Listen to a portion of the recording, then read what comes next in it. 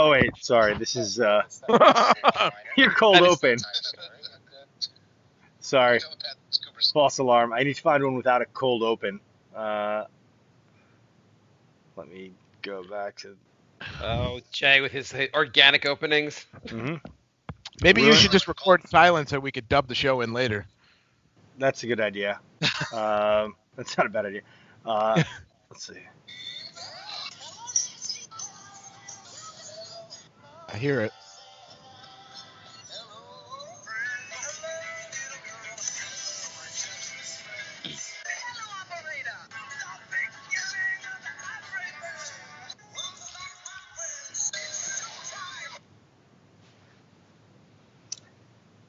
Wait, is the show started? Oh yeah, are we starting? Yes. Oh, that was a really like it sounded like you did the Because I intro. talked over it for a second.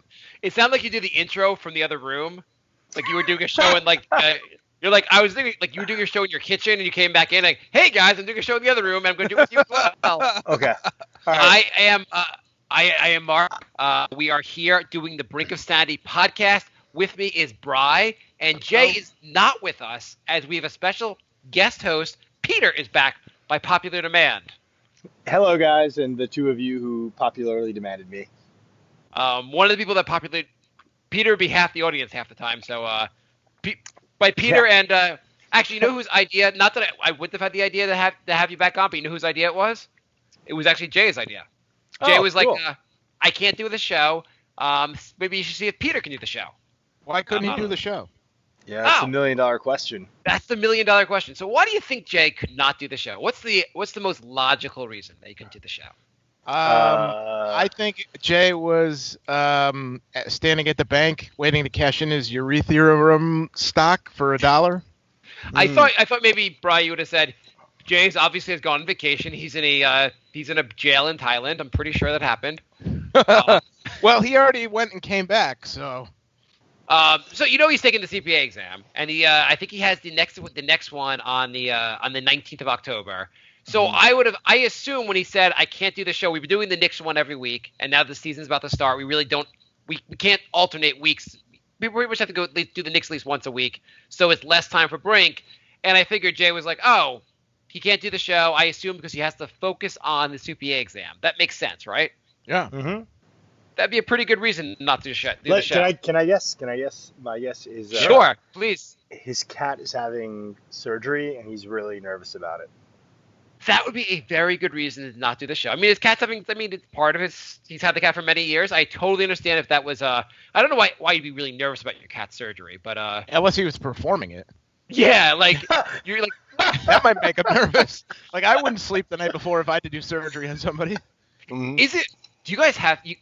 Brian, you have a dog, right? I have a dog, yeah. Peter, do you have a dog? You have a pet? No, I have an extensive collection of plants. Oh, okay. Plant. Anytime I've had a plant, it doesn't survive more than like a week, which made me scared about having kids. But I've made the kids survive a lot longer. That's good. You just water him more. As a non-pet, like I never had a pet my whole life. Sometimes I feel like when people are like you're like my cat, he's sick, he died. I'm like my reaction, and I'm like, oh, so you just get another one, right? To me, I'm like they're cats. Oh, can you just get another one? Is that like a bad reaction, or do you have to like mourn with the person? For a cat, I would agree with you, but For a dog, that's a cruel thing to say. yeah, it's more than just a living, it's more than just a dog. Mm-hmm. Yeah, no, I can see that. Cats just seem like they're kind of. Dogs seem like you've had an animal friend. Cat just seems like you got a roommate that just doesn't like hang out with you. Yeah, a cat is like you listed your apartment because you needed a roommate, and it's like the cat just shows up like every now and then, like, hey, here's my food. I'm gonna take a shit. See you later. Yeah. Like, I'm not paying rent this month, and then it disappears for like a couple days, and then comes. Here's a mouse. We were staying with we went to visit friends last weekend, and we stayed over, and I don't think it was till the day like we slept over in the morning. I feel something walk by me. I'm like, oh, you guys have a cat? And they're like, yeah. I'm like, I've been here I was here all yesterday. I didn't know you had a cat. They're like, yeah, he just doesn't come out very often. Yeah. Cats are weird pets. Cats seem to, I think in like ancient Egyptian mythology, they were like the symbol of death or something, but they really do seem to welcome death, whether it's their own or yours. It's just like, it's not a big deal really for a cat to go, but I think a dog will perish with you and will do everything it can to save you or like pull you out of a whirlpool or like, prevent you from drowning. But cats will just like, I don't know, smoke a cigarette or something while you die, or they just don't care. Cats be like, that's what you get. That's what you Yeah. deserve. Yeah. I feel like cats are like dogs. Yeah, you're right. Dogs will like mourn you. Cats are like, oh, so does that mean you feed me now instead? Mm-hmm. Like not much else.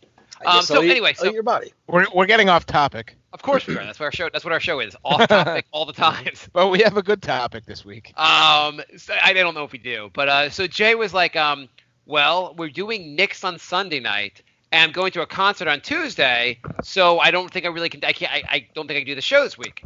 And I was like, oh, a concert. Oh, I mean, I get that. Like maybe you want to have your own personal life. You don't have to always like. You could do other things outside of the show, and so Jay said, well, I saw that Tom Petty died, and I wanted to see Tom Petty, and I felt bad that I didn't get to see him, so I didn't want to miss out on Sparks. Who? Yeah. Who? Who? Apparently, it's this like European band that has like 27 albums. Jay said, but no one has heard of them. They're Sparks. Sparks. This is the band. Let me send you. Please tell me it doesn't end with an X. With an X. No. God. It's not hip. Yes. It is the weirdest. It is like here. I'll send you guys. I think I might be able to play something and record it if you send a link. I just sent you the link on YouTube. It is just bizarre music that Jay is like. Jay like loves this band, and I was just shocked by Jay.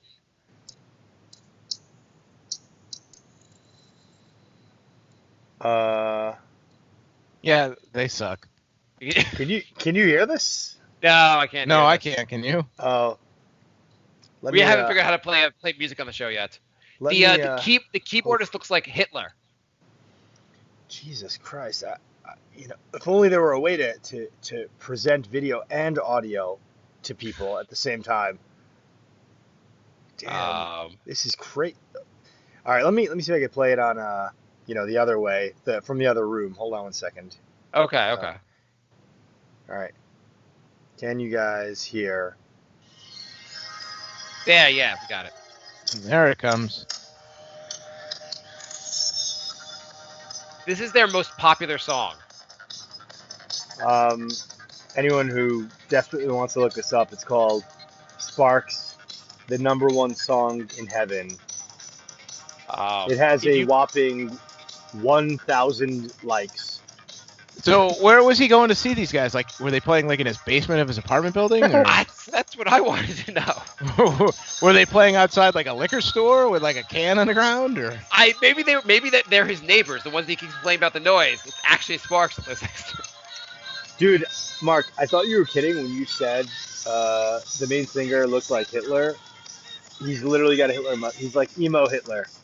Yeah, it's like Hitler if he like lost some weight and was like, "Hey, I'm starting a band."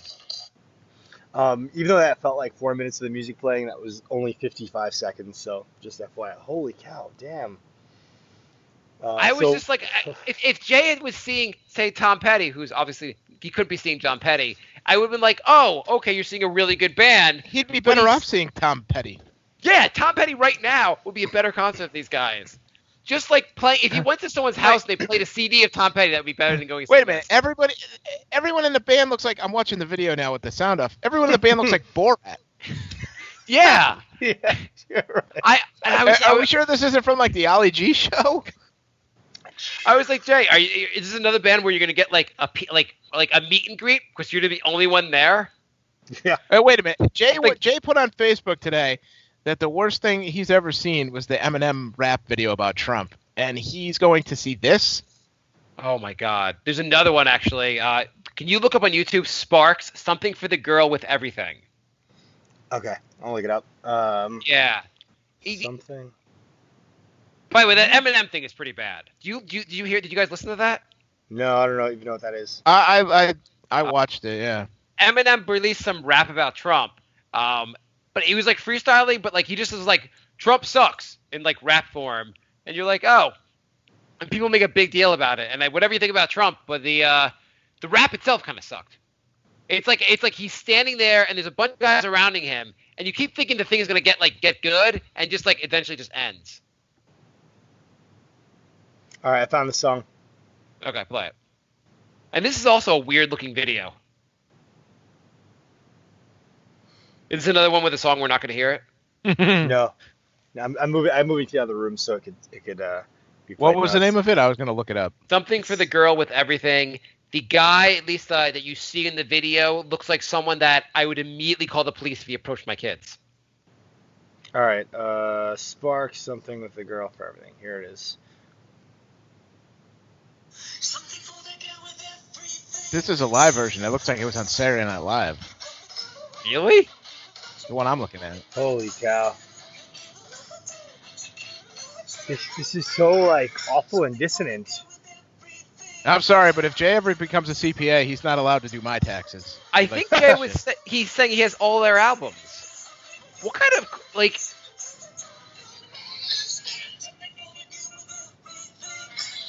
Yeah, You know, like- Jayless? It'd be one thing if this was like the Eagles of death metal who are like doing it on purpose, but I don't think these guys are. You know, I was thinking Okay. that like you can stop All the right. music. Yeah, I was no. thinking the government should have been able to track the Las Vegas shooter. He bought like 33 guns in the last year. The government should have been tracking him for that. In the same token, Jay has downloaded 27 albums of these guys. The government should be following Jay. Yeah.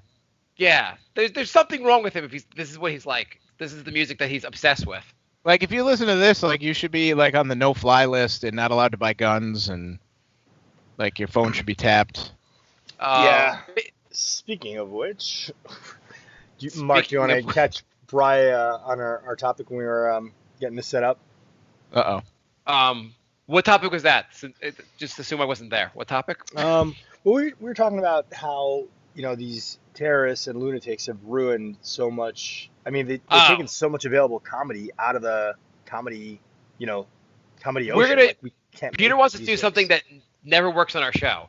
We talk about something off the show and it's funny, and then we try to revisit that topic on the show, and it always like just like immediately bombs. Uh-oh. Yep. Let's try it. Let's see if we can make it work. It just never seems to work. But he's right. The bride. Yeah.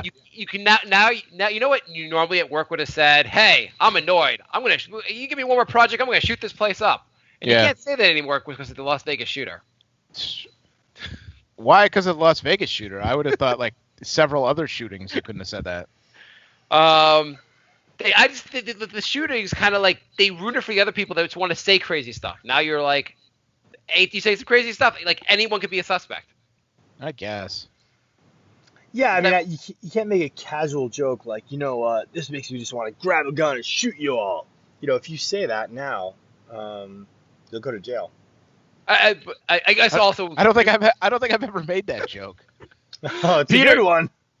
Peter makes that joke all the time. I'm more upset. I can't make the like, hey, to a woman like, hey, say this one more time and I'll give you a black eye, that kind of thing. I miss those. That's where we were going. That's where it won. Yes. There was some comedian or someone had said they were talking about how like where TV has gone, and like you used to be able to say so much on TV that you cannot say now. Like the Honeymooners. You watch the Honeymooners, right? Yeah. The catchphrase of that show is about beating your wife. Yeah. To the moon, Alice. Yeah. Like, can you imagine a show today where the main character like constantly threatens his wife with physical violence? Yeah. Social media would like lose their goddamn mind. Oh yeah. Yeah. Yeah, that would be, yeah. I mean, but then again, we have a president who has boasted about like all types of crazy shit, and all media just ignores it now. So here's a question for you guys. Twitter is losing money. They've been trying to sell themselves for a little while. They haven't been able to figure out a way to become profitable, right? Have you guys heard this? Mm-hmm. No, but go on. Okay, well pretend it's true. Okay. My understanding is Twitter, it makes money, but it loses money basically. It does not make a profit yet. And they have not been able to figure out a way through advertising or whatever to really make the business work, and they're having issues. At the same time, the leader of the free world goes on your site every day and basically promotes your site by like being a huge fan of your site, and you still can't turn a profit, Twitter should have shut itself down. You can't turn a profit when the president is promoting you every goddamn day. You should just go like, this business model is never going to work.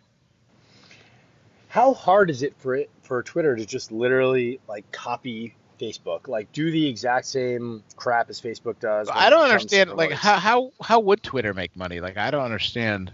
They have like, I think there's, I'm you not even sure. buy There's you buy I mean on Facebook, for example, you could, and I've done this because I do all this like crazy weird nonprofit stuff. You promote your page by basically, you identify it, you say like, I want to spend $10 or $20 a month to get like likes or clicks, or I want to promote my event, and spend like, oh, no, sorry, not $10 or $20 a month per day.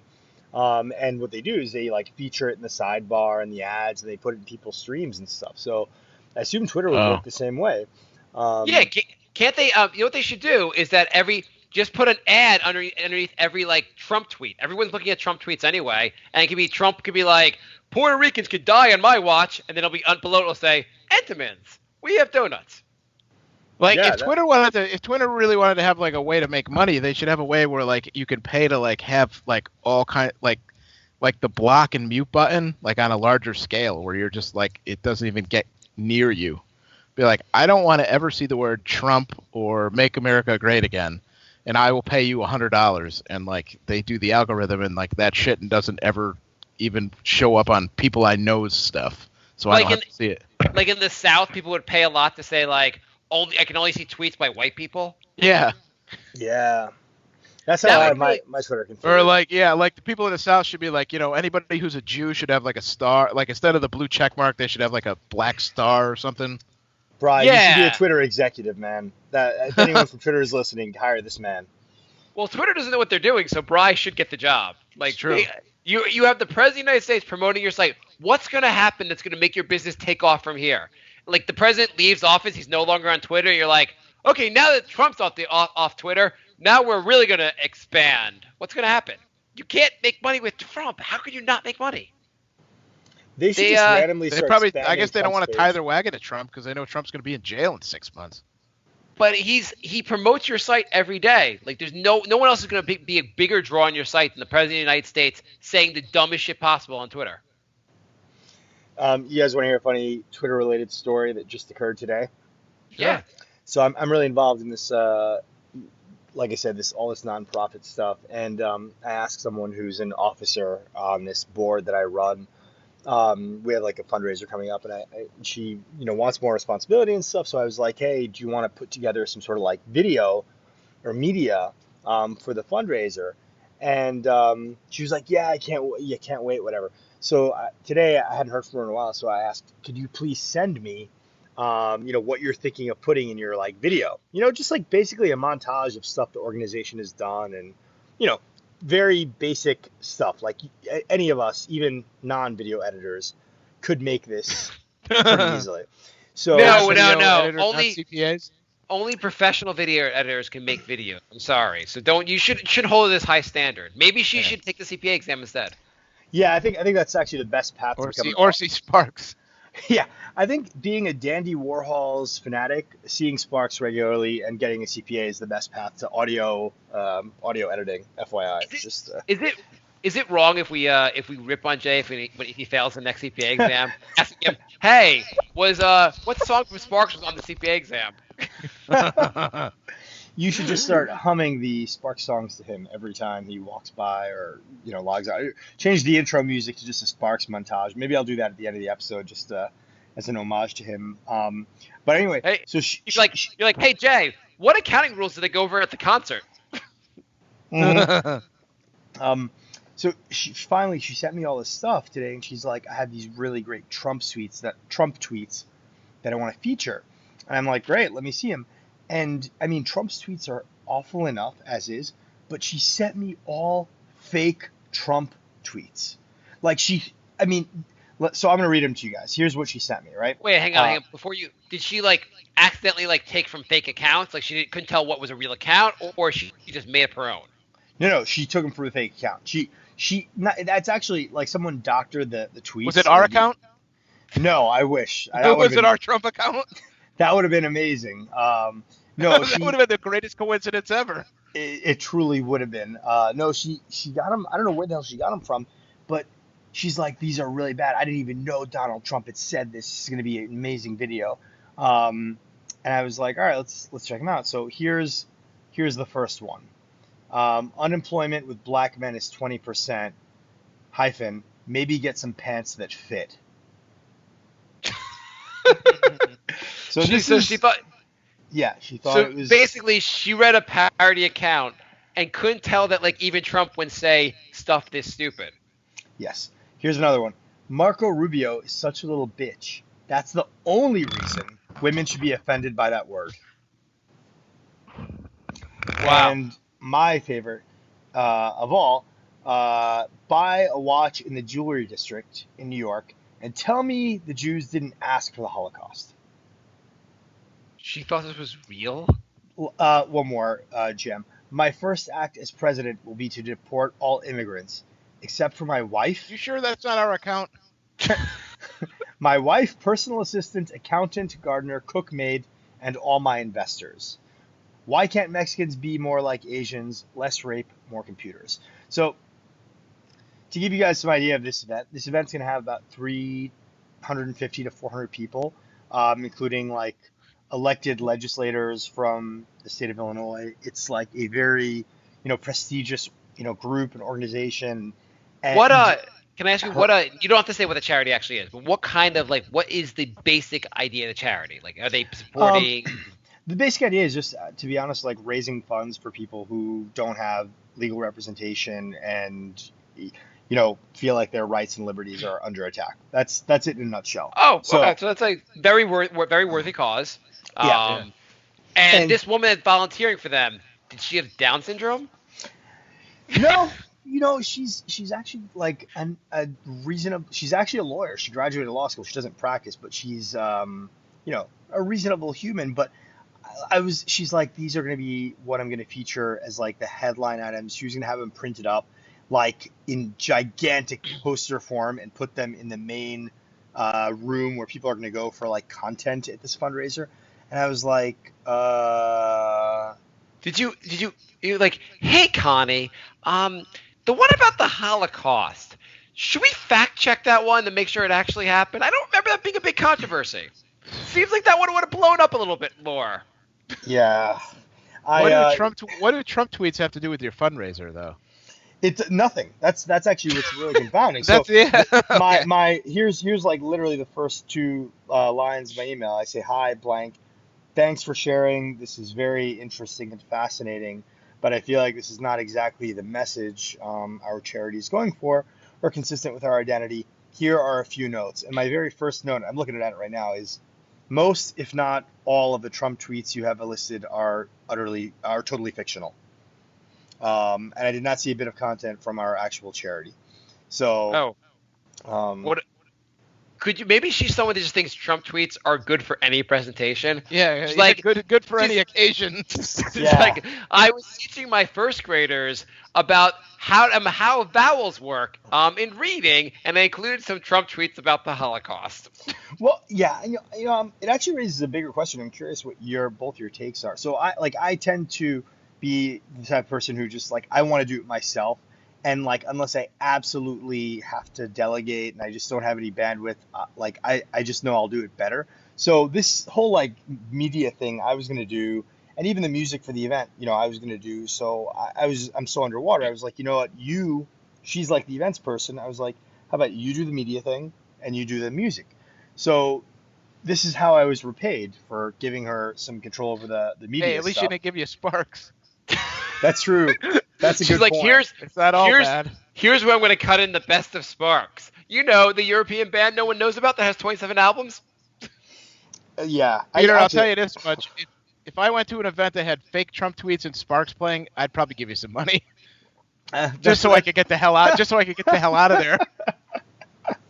Oh man, in Jay's honor and in honor of this podcast, I took back, by the way, the music selection. I am going to put a Sparks song in the playlist at this event. Somewhere in Chicago, 8 days from now, there will be Sparks playing, and I want you guys to know that. And I'll try to record a video for you for the pod. Did you I think it wonder why all? there's- Did you think at all about just going like, you know what? Let's just leave this in and see what happens. The shenanigans will be hilarious. Yeah.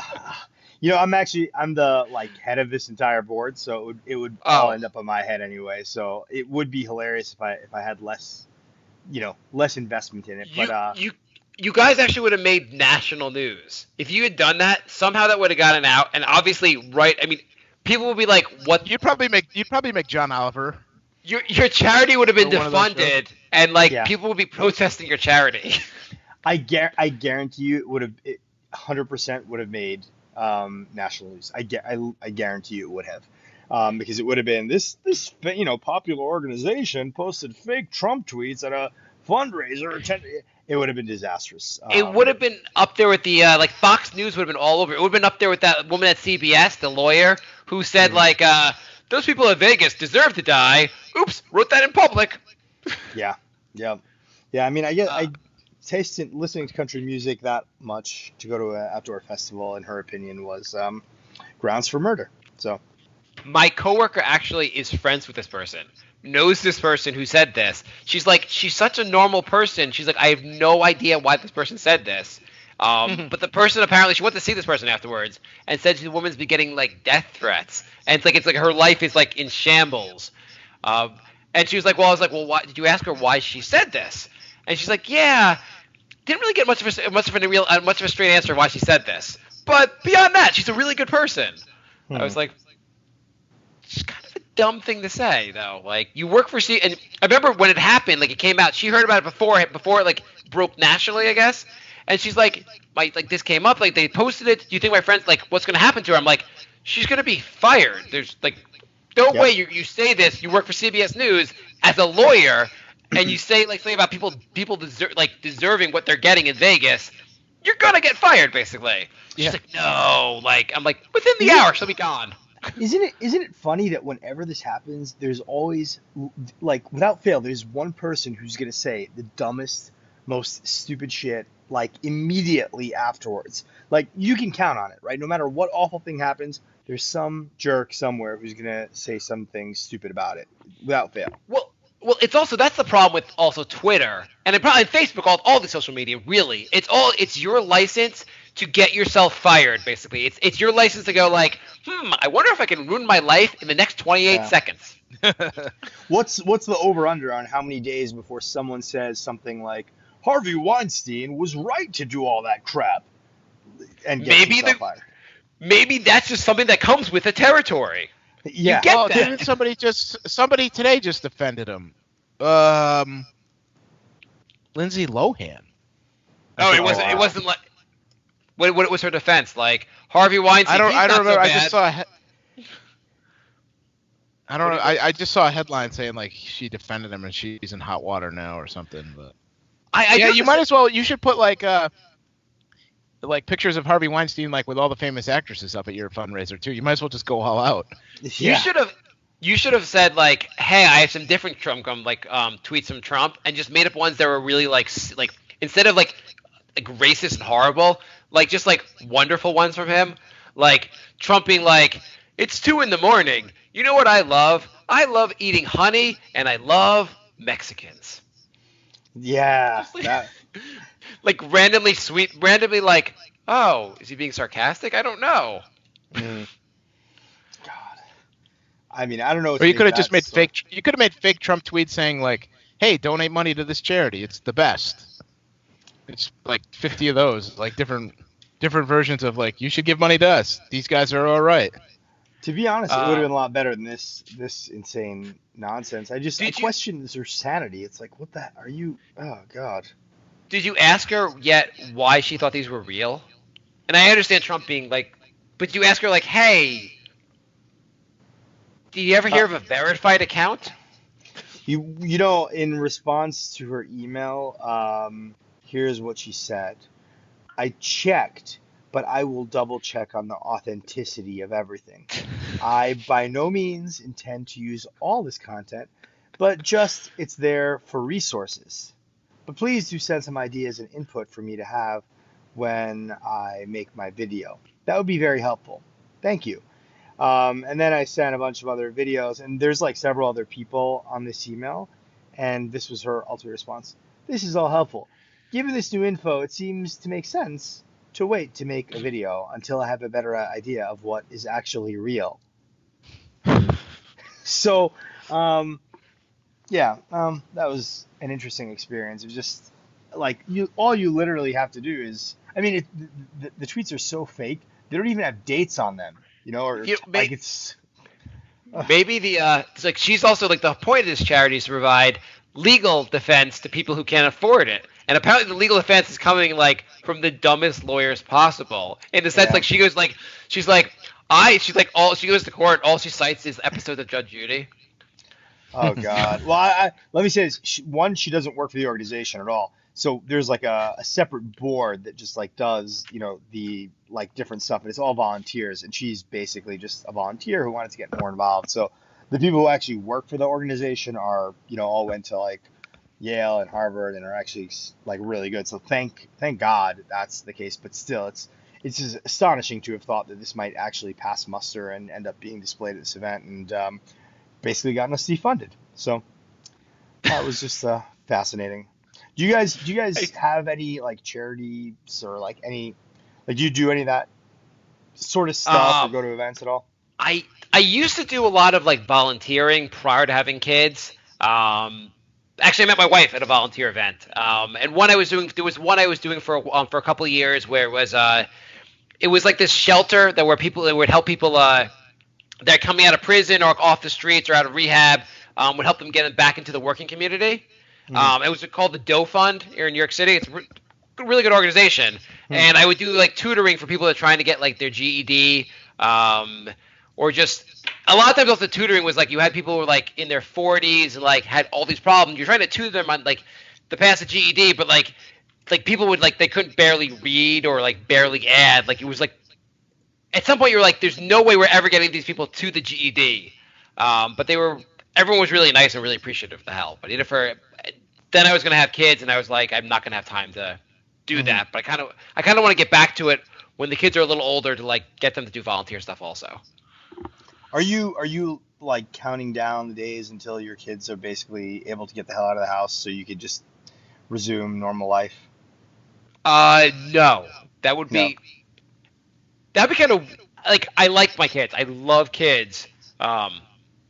So it'd be, I don't know. I feel like if you actually are, I understand what you're saying, but I feel like if you actually feel that way, then it's weird that you had kids in some way. The kids that can drive you crazy, but like my kids drive me. These kids are super young anyway. Yeah. Well, my kids drive me nuts. At the same time, I'm gonna feel like I'm gonna want to cry when they don't want to drive me nuts. When they don't want to spend all my time with me or don't want to like play with me all the time. That's worse almost. I feel like most people I know who are parents, there are phases, but your kids are really young. I think it's when they're like in the early teen or teen phase that parents are like, okay, get out. Like I just want to do random stuff and not have to deal with this. Though I feel like at that age you also have an ability to do more stuff because they can watch themselves. Like a 15-year-old doesn't need you at home at all times. Yeah, true. But now I deal with like I'll give you random kid logic. We went to go see we went to the Museum of Natural History on Monday, Columbus Day, and we went with my cousin, my sister, her kids, like basically his cousins, and basically we had at the end we had dinner, we're heading back home, and just because of timing, like I really like the kids had school the next day, we had to go home. My son's like, what about dessert? And I was like, we don't really have time. Everyone kind of has to go home because we have school tomorrow, and he's like, no dessert? Why did I eat dinner? I'm like, what do you mean? He's like, why would I eat dinner if I'm not going to get dessert? And then he's like fuming about it for the next like hour on the ride home. He's like, I'm just not going to eat anymore if I don't get dessert. Why? Why would you do that? I mean, he does raise a good point. What is the point of dinner really if you're not going to be able to eat dessert after? It's actually pretty compelling. He also will say like, he'll say this like, the way you might say, I didn't, like the most unfair thing possible could have happened to you. Like, he just would be like, Dad, but I didn't have my dessert yet. And you'd be like, okay, you don't get dessert every night. What? How? No, that's like he wants to like go to court and sue me basically for not having dessert. Is the equivalent, like it's the most unfair thing possible if he doesn't get dessert on a night, which I guess kid logical. Yeah. And then my kids also, my daughter goes to like a preschool. It's like at a synagogue, and so like she's like, Daddy, did you know God is everywhere? God is everywhere. I was like, what the fuck are they teaching them? She's like, God is everywhere. Where does God live? In the sky. Where in the sky? In the clouds. How does he live in the clouds? I have no idea.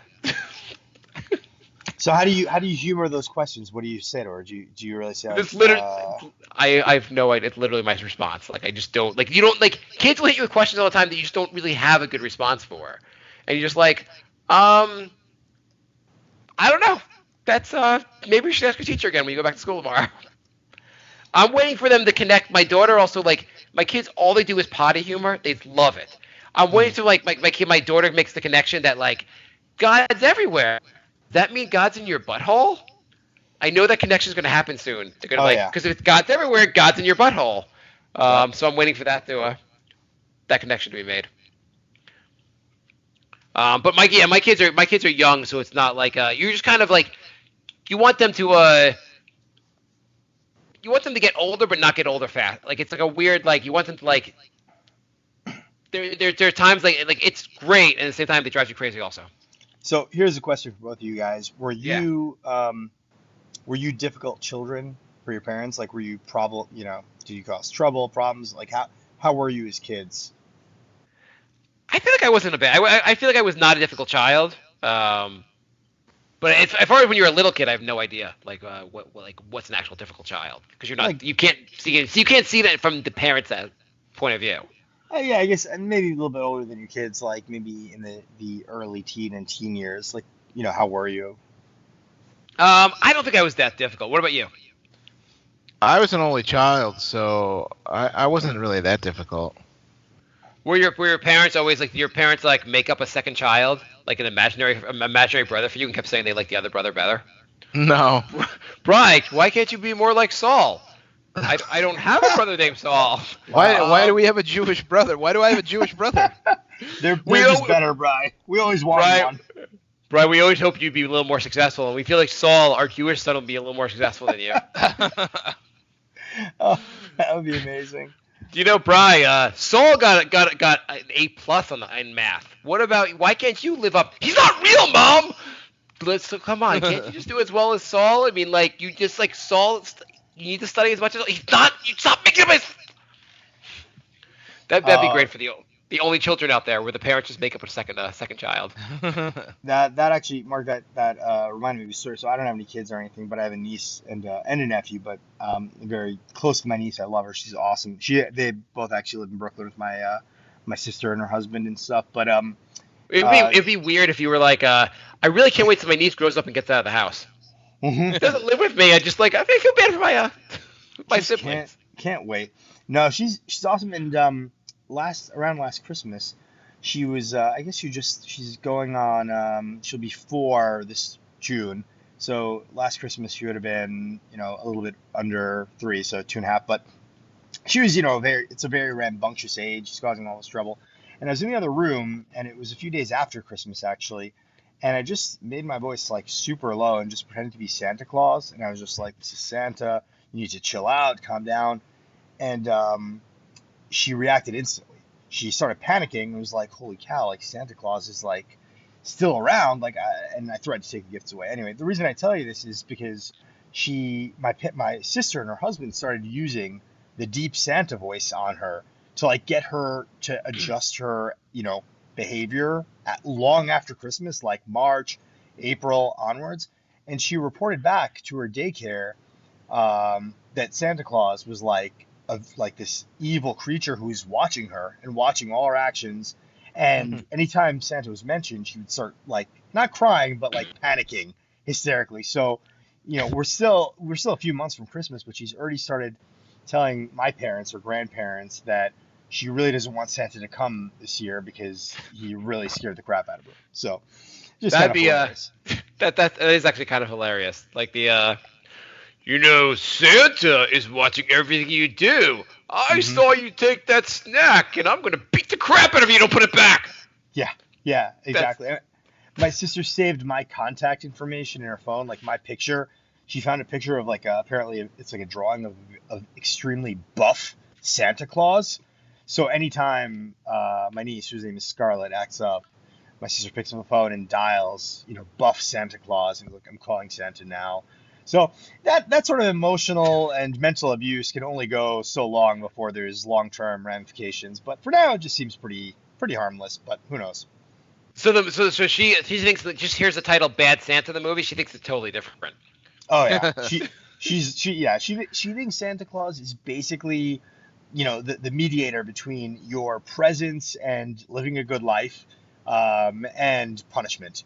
Like, he's not a good person. He's sort of like a impartial, neutral judge or something who's, gonna take everything you own and love away if you're bad, and maybe let you keep it if you're good, like some weird Sylvester Stallone character or something in Demolition Man.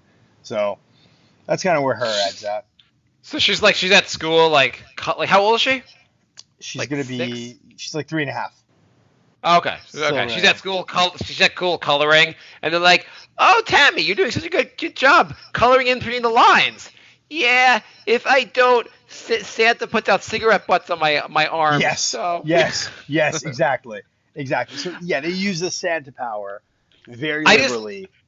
I like the idea of them them going well overboard and being just really abusive, but through the Santa. Like Mhm. they're themselves, they're really good parents, but when they become the Santa character, they become like this horrible parent. Yeah, that's literally how it is. It's like if you don't finish your food, Santa's gonna come and kill your parents. Kill you. I Yeah. see you had I see you did not go potty. You had an accident in your pants. I guess your goldfish is gonna die. Yep. Oh, I guess. Santa, please no Santa. Yeah. That's pretty much it. So. So you're saying they're gonna write a parenting book on how to control your kids through the power of evil Santa. Yeah, I think look for it in your Amazon, book recommendations soon. I think it's coming. Um, I'll tell you my secret to parenting. At yeah. least my wife and I, if we were basically gonna if we were gonna write a book on parenting, it would be called Bribes and Empty Threats. Our secret to parenting. Our secret to parenting. That's all we do is bribes and empty threats. There's nothing. It's unbelievable. Do you guys Um, rely on I mean, I remember when I was way younger, I would think to myself like, man, anybody who gives, a kid like a iPhone or an iPad like that, that's not real parenting or makes them watch TV. But now having had a little bit of experience with my niece and nephew, I'm like, holy cow, give them everything. Like iPad, iPhone, give them a virtual reality kit, like whatever they need, like drug them, anything you need.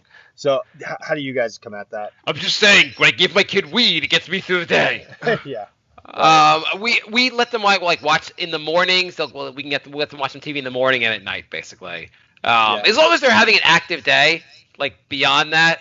I mean, I like to watch TV in my spare time. That's my form of entertainment. Like I get them to sleep, I'll put on a TV show. Like I can't, as long as they have a lot of other things out throughout the day, I think it's okay. And like it's hard to it's weird because the school will tell you like you should limit the amount of computer screen time for your kid, and then they're like, here's some cool computer programs where your kids can play math games, and like they should be on these computer program. Like on the one hand, they're like screens are not good for your kids. The other hand, get your kids to learn everything about screens because they're the wave of the future. Hmm. It's just this weird battle that you the school I don't know the they're like you should do this one thing with the kids, but then they send home here's some video some places like educational games they can play online, and here are the things that they can do, and it's a weird combination. I don't know, but generally I don't like my kid during the day. I generally would rather play with my kids and not have them just sit in front of the TV. But you can if you're. Basically, the idea is, I thought what really resonated with me, if letting your kids watch TV for 20 minutes or a half hour will make you be a better parent the rest of the time, then that's fine. Hmm. that's kind of like you have to find some balance basically. And you can also, I think it's hard to like my son. I remember I tried to really limit his screen watching, especially for his first 2 years of life, and then he was like as hardcore into it as possible thereafter. And then like my daughter, we were like whatever. Like it's just like we shouldn't be so try to be so like she can't do this. It's not going to make a difference really. That's interesting. Yeah, I mean, again, not having kids, thankfully for me, just because I could barely take care of myself. I worry that like if I ever did have kids, my instinct would just be like, anything you need, here you go. Just please, just like, don't cry or bother me while I mix this stew or whatever the hell I'm doing. Bri, what about you, Bri? What do you think about kids and watching iPads and so forth? I don't know. I don't really have a lot of experience with kids, so. What about your dog? Would you limit the screen time for your dog? My dog sits next to me when I'm on the computer, so he gets about the same amount of screen time as me. So there was actually there's an article actually related to this. In the New York Times, they had, I think it was reporting actually, I think an article from Time Magazine actually, about how they've done these studies, and they say kids are more depressed these days than they had been in the past, and they think all the social media and like basically all the time they spend on their phones is leading them to become more depressed than past generations. Yeah, I don't know. I can see that. So my kids aren't up to the point where they're going to have their own phones. They're still too young for that. But I feel like that's a real battle. Like at the age of 12, like whatever the age appropriate, whenever everyone else in their class is getting one, you have to get one too for them.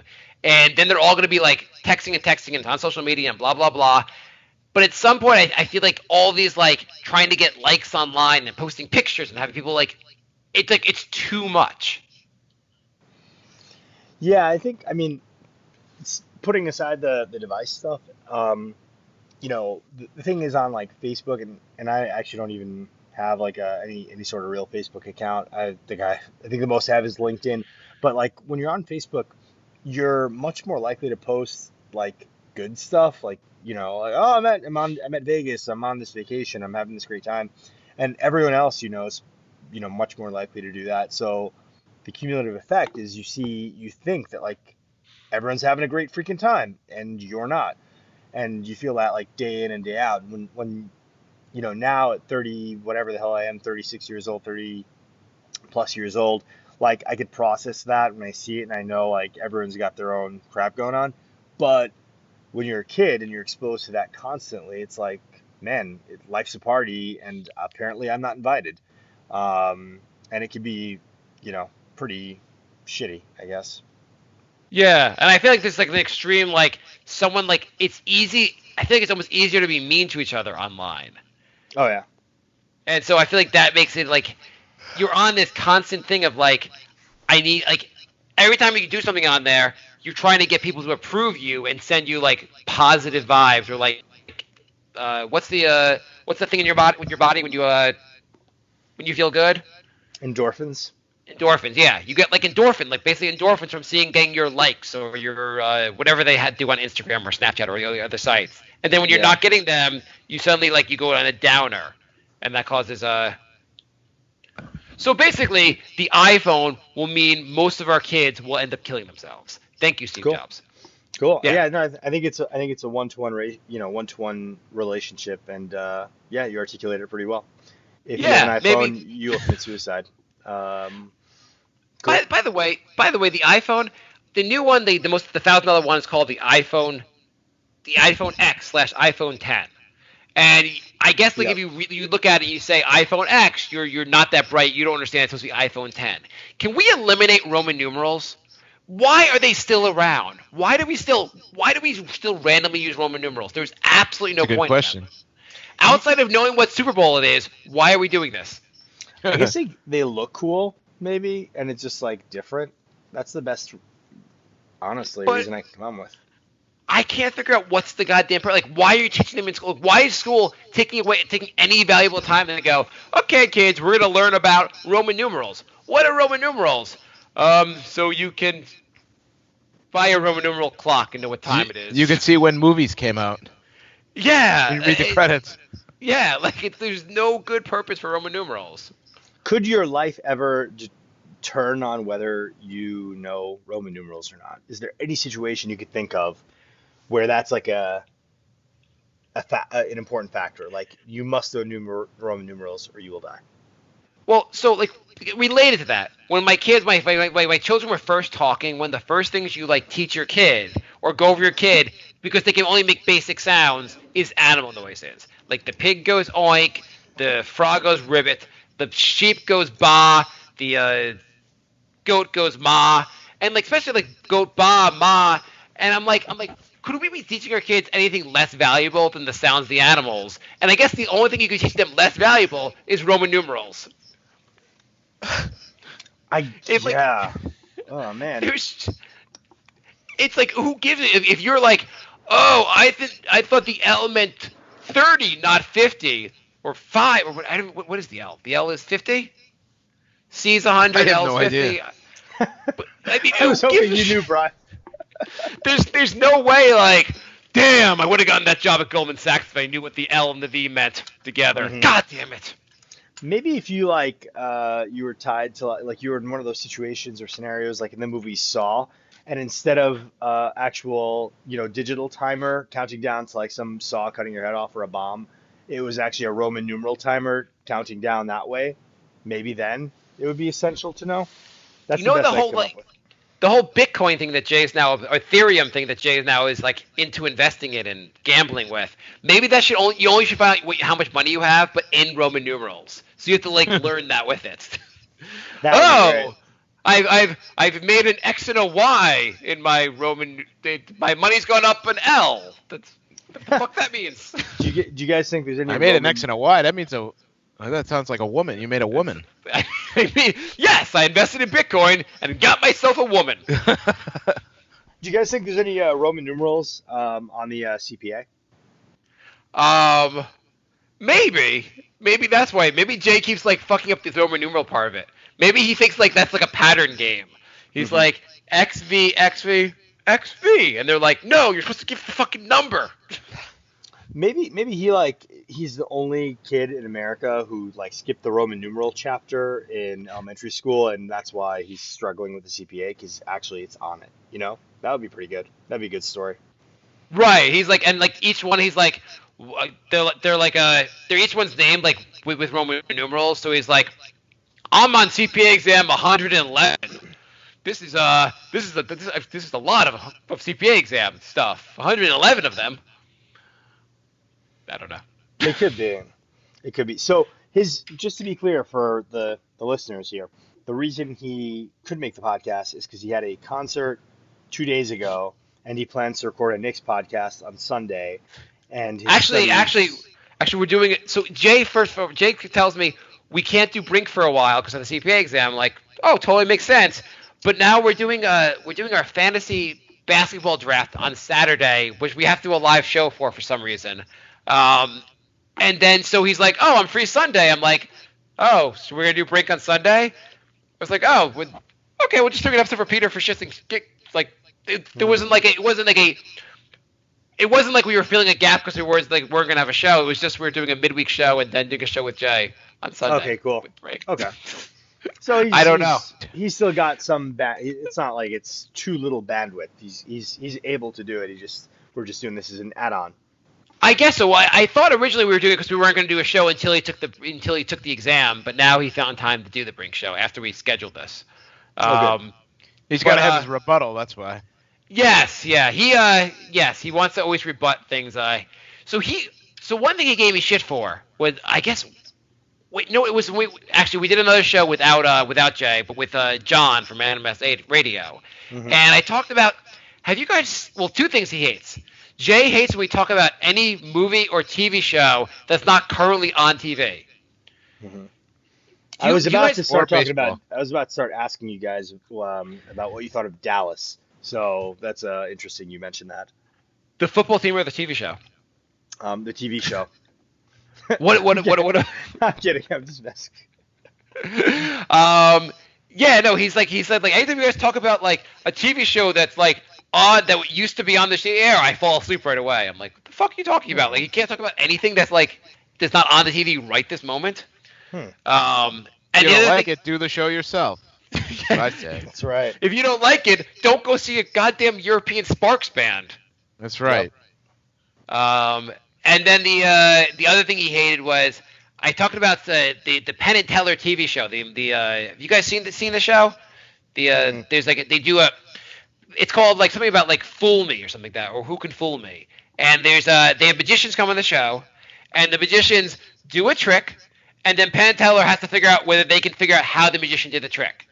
And Penn and Teller, if the Penn and Teller figures it out, they talk in code, and you never find out how the trick is done. And Jay was like, "It's an amazing show. Why would you want to know how the magic trick is done?" I was like, "What? The whole fucking point of the show is that Penn and Teller figuring out the magic trick, and then me hearing what they figured out." Mm-hmm. Have you guys seen this show? No, you talked about it last time. Yeah, so we don't have to keep talking about it. But Jay and I argued off about it, like jokingly argued about it off the show. How he's like, "How can you not like that show?" I'm like, "It's like watching a TV show and not getting to see the end of the show." Yeah, it's like a tease. Yeah, it's like you get to watch Game of Thrones, but then like the last 2 episodes you're never allowed to watch. Yeah. Are you guys all, Mark, are you into like Game of Thrones to the point where you're caught up? I'm caught up. on it. Bri doesn't watch it. Yeah. Bri, you don't watch it, right? I don't watch it now. Bri doesn't watch anything that other human beings watch. Well, Hey, did you watch Mr. Robot last night? Oh, What'd did you it say? premiere? It's back? Yeah, the premiere started last night. Did you watch it, Mark? I didn't realize it was back. How was it? I don't. I like watched it, but I was like paying attention. Then I didn't care. Then I cared again. So I'm gonna have to watch it again.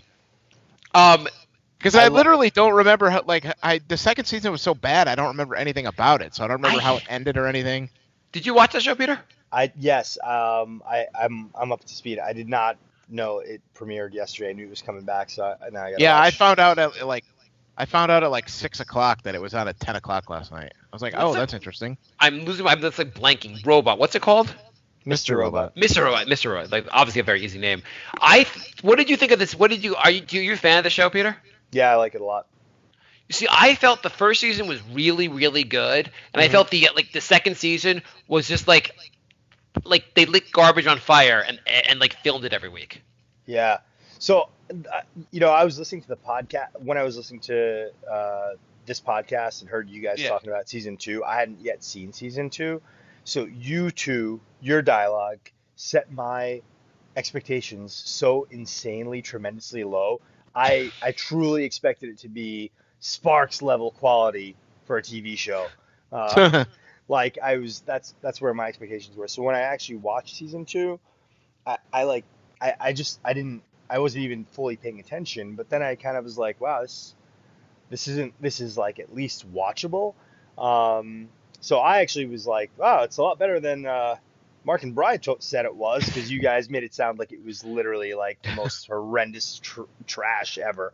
So I was pleasantly surprised. It wasn't late season Dexter, but yeah, late season Dexter was the worst thing ever. But I kind of felt. I just felt like the guy Sam Esmail, or Esmail, I'm not sure how to pronounce his last name, but the guy who writes the show, like the first season, he had other people who were kind of putting the show together. Yeah. And I feel like they kind of kept his ideas in check to the point that made them better. And then the second season, he did everything, and it's like he threw up onto the screen every week. Of like his ideas just went too far.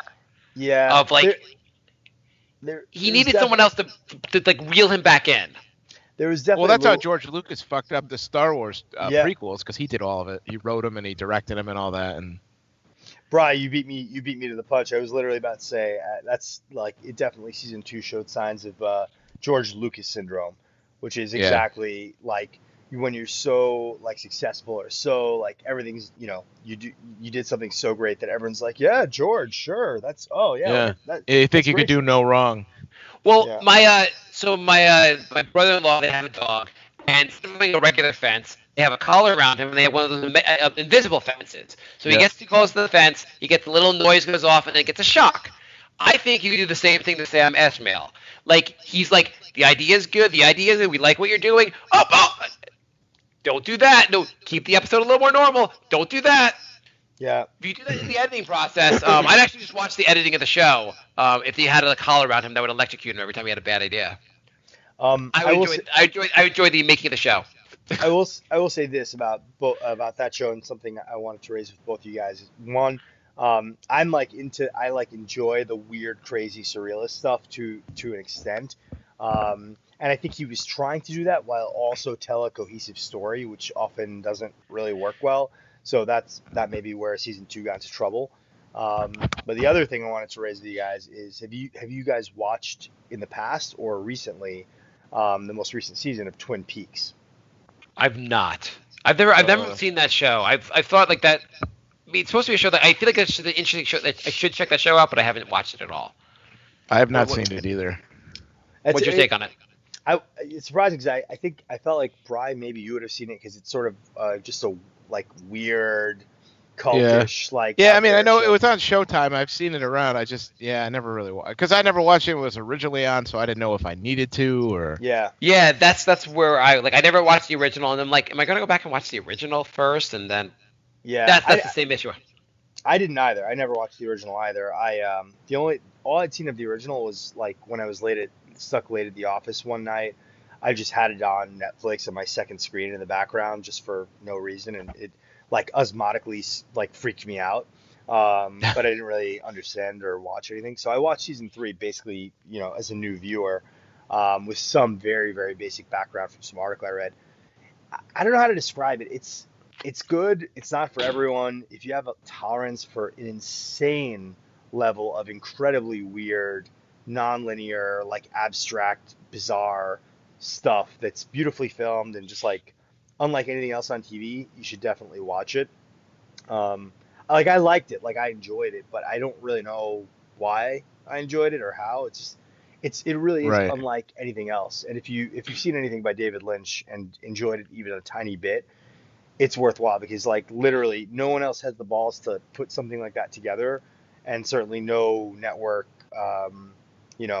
necessarily has the balls to put it on TV. And Showtime did. They gave him like carte blanche to do whatever crazy crap he wanted. And it's got like, if you like kind of scary stuff, it's got some scary, weird moments. Okay. Maybe could check it out. The we should get to questions because we actually have a bunch of questions before we go too long. Also, I just had one. So you guys been to that website 538.com? Yeah. So I mean to get to this. No. They have you ever been on the internet, Bri? Yeah. Okay. Most of It's five. Anyway, this website put out a list of the 25 most rewatchable movies of all time. They said movies or series. So they put any movie that's I don't know why they could a couple of them they grouped as a series. Like then if it's if it's like part 1, 2, and 3, they put series instead of movie. Instead of the individual movies. But they have a list of the 25 most rewatchable movies. I'm curious if you guys can guess what the top entries are. I would guess The Godfather probably. Godfather's number 6. Star Wars. Star Wars is number 1. That is the impressive first guess. Number 2, so you will never in a million years guess number 2 and number 3. Number 2. Are they series or movies? They're movies. They're both movies. Okay. I would say number 2. Jingle All the Way, starring Arnold Schwarzenegger and Tom Arnold. That's number 2. You're right. You got it. Nailed it. There's like a bunch of things on this list that make perfect sense, and like you probably could guess a bunch of these things, a bunch of them. But like number 2 and number 3 on this list are the least rewatchable movies. So number 2 on the list. Can you give us one more clue? Clueless. They're very, very famous all-time movies, like very famous. But movies that like if it was on, like I think of a list of rewatchable movies is a movie that if it's on like Saturday afternoon, you catch it, you change channel, you catch it on TBS, And you watch the end of it. Yeah. Home Alone. Yeah, Home Alone. Like my cousin Vinny should be on this list. My cousin Vinny is the most rewatchable movie. It could be number 2 on this list in my mind. Home Alone is not. Home Alone is that on the list? That is not. See if you can get some other ones on the list, and I'll tell you. And there's some ones that are like very popular that you probably would guess also. Christmas Vacation. Not on the list. Terminator 2. No, not on the list. It's a weird list. Die Hard, True Lies, The Rock. All those should be on the list. They're not. I don't know how they're not on this list. So Enemy of the State is mine. Whenever it comes out, I watch the whole thing. I've never seen that. That's the one with Will Smith? Yeah. Eternal Sunshine of the Spotless Mind. One of the best movies ever. Is Marc. Dumb and Dumber. Number 2, The Wizard of Oz. That I would never. I would no. I don't even think I don't think I've ever seen that movie start to finish, like in one sitting. The closest I've ever watched that movie was when someone told me someone hung themselves in the back of the movie, and you keep watching that scene. You're like, is that really someone dying? But it's not.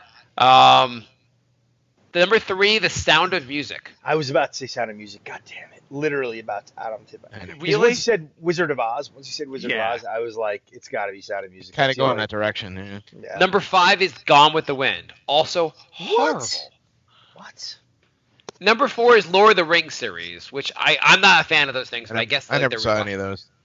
Really? Like the list is so that part of the list is horrible. But then it goes to Godfather, Princess Bride, and Shawshank in a row. Like ones that should be the top 3 basically. I never saw either. I never saw any of those actually.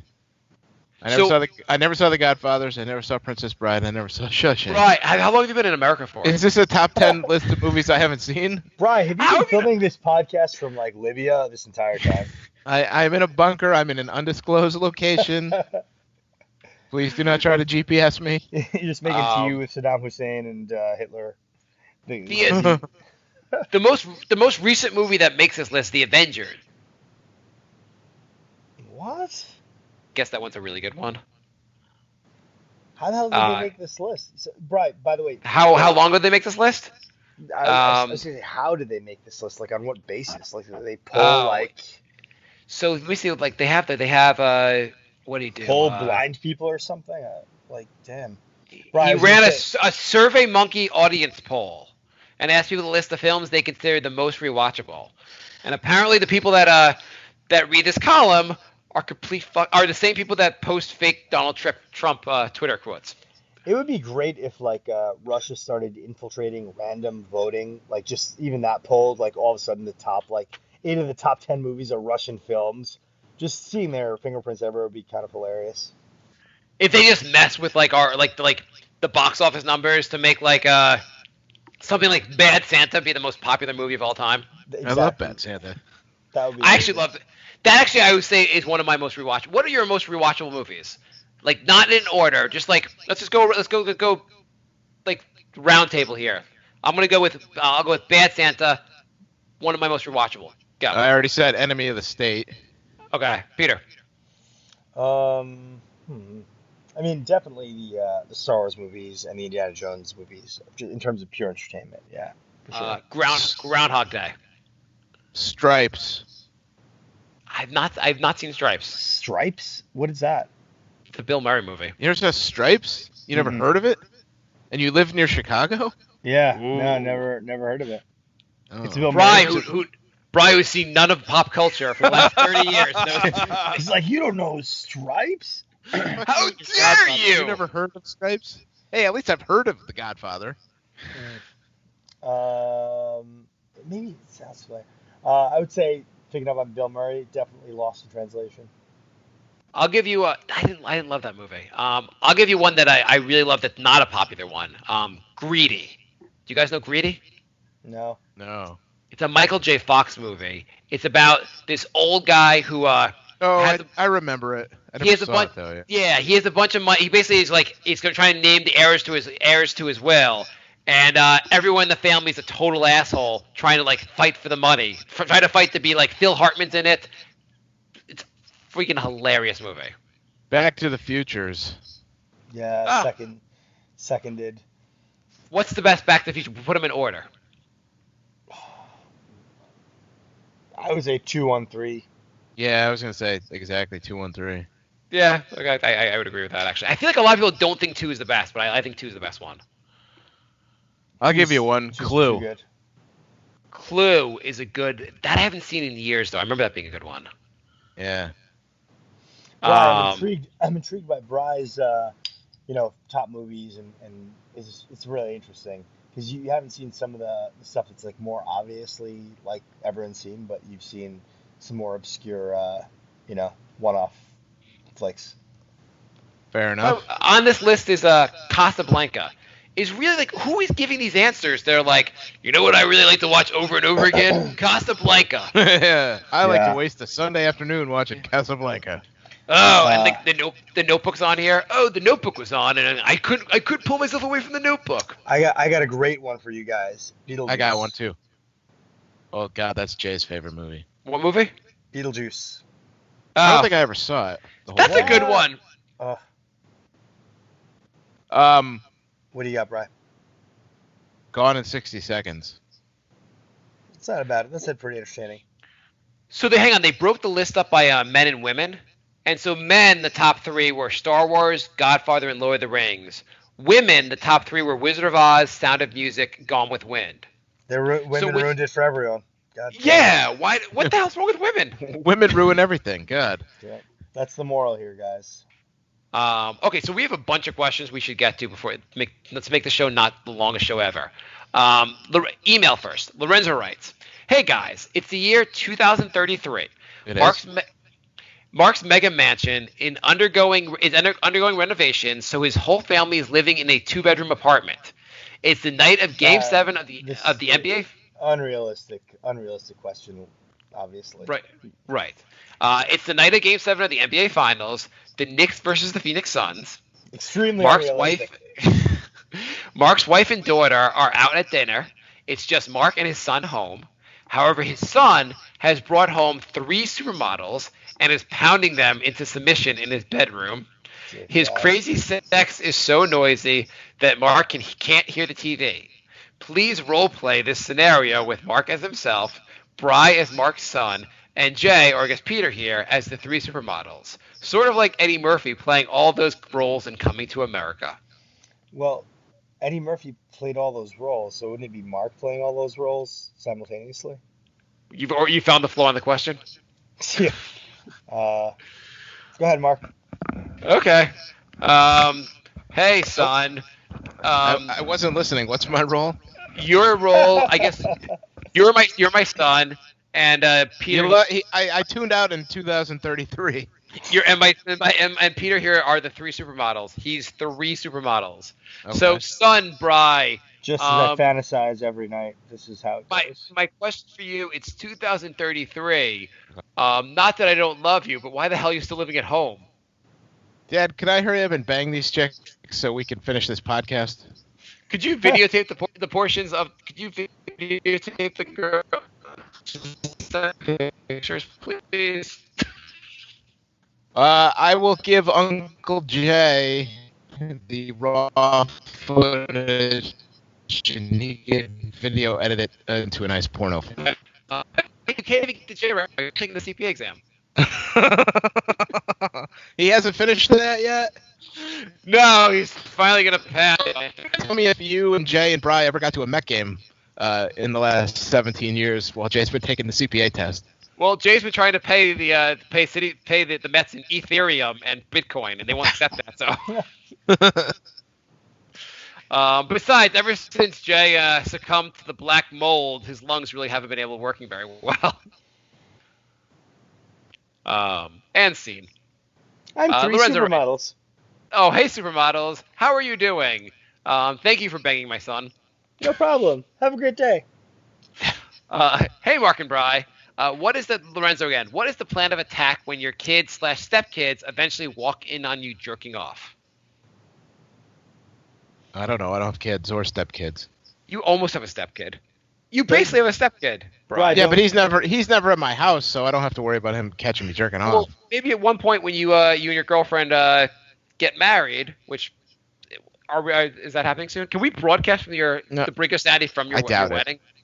I doubt it's happening. You doubt you're getting married, or you doubt we can broadcast from your wedding? Well, without A, there is no B. So. What? No. Do you want to delve into that topic right now and make yourself uncomfortable? Not really. I'd like to get the show finished. Has she proposed to you? No. Why wouldn't you get married? Not like not the heart in particular, but like, would you get married someday? Just in general. I really have no interest in it. Yeah. Frankly, there's plenty of reasons not to. I just do you think you guys would ever be common law married? Yeah, maybe. Would you ever get gay married to her? Depends if we're two girls or two guys. Let me ask you this: Whichever. if she, let's say she didn't have health insurance at all, and she came down with some sort of affliction, and you guys had to get married so she would be covered by your health insurance, would you marry her on the spot? Well, I can't let her die. It's up to you.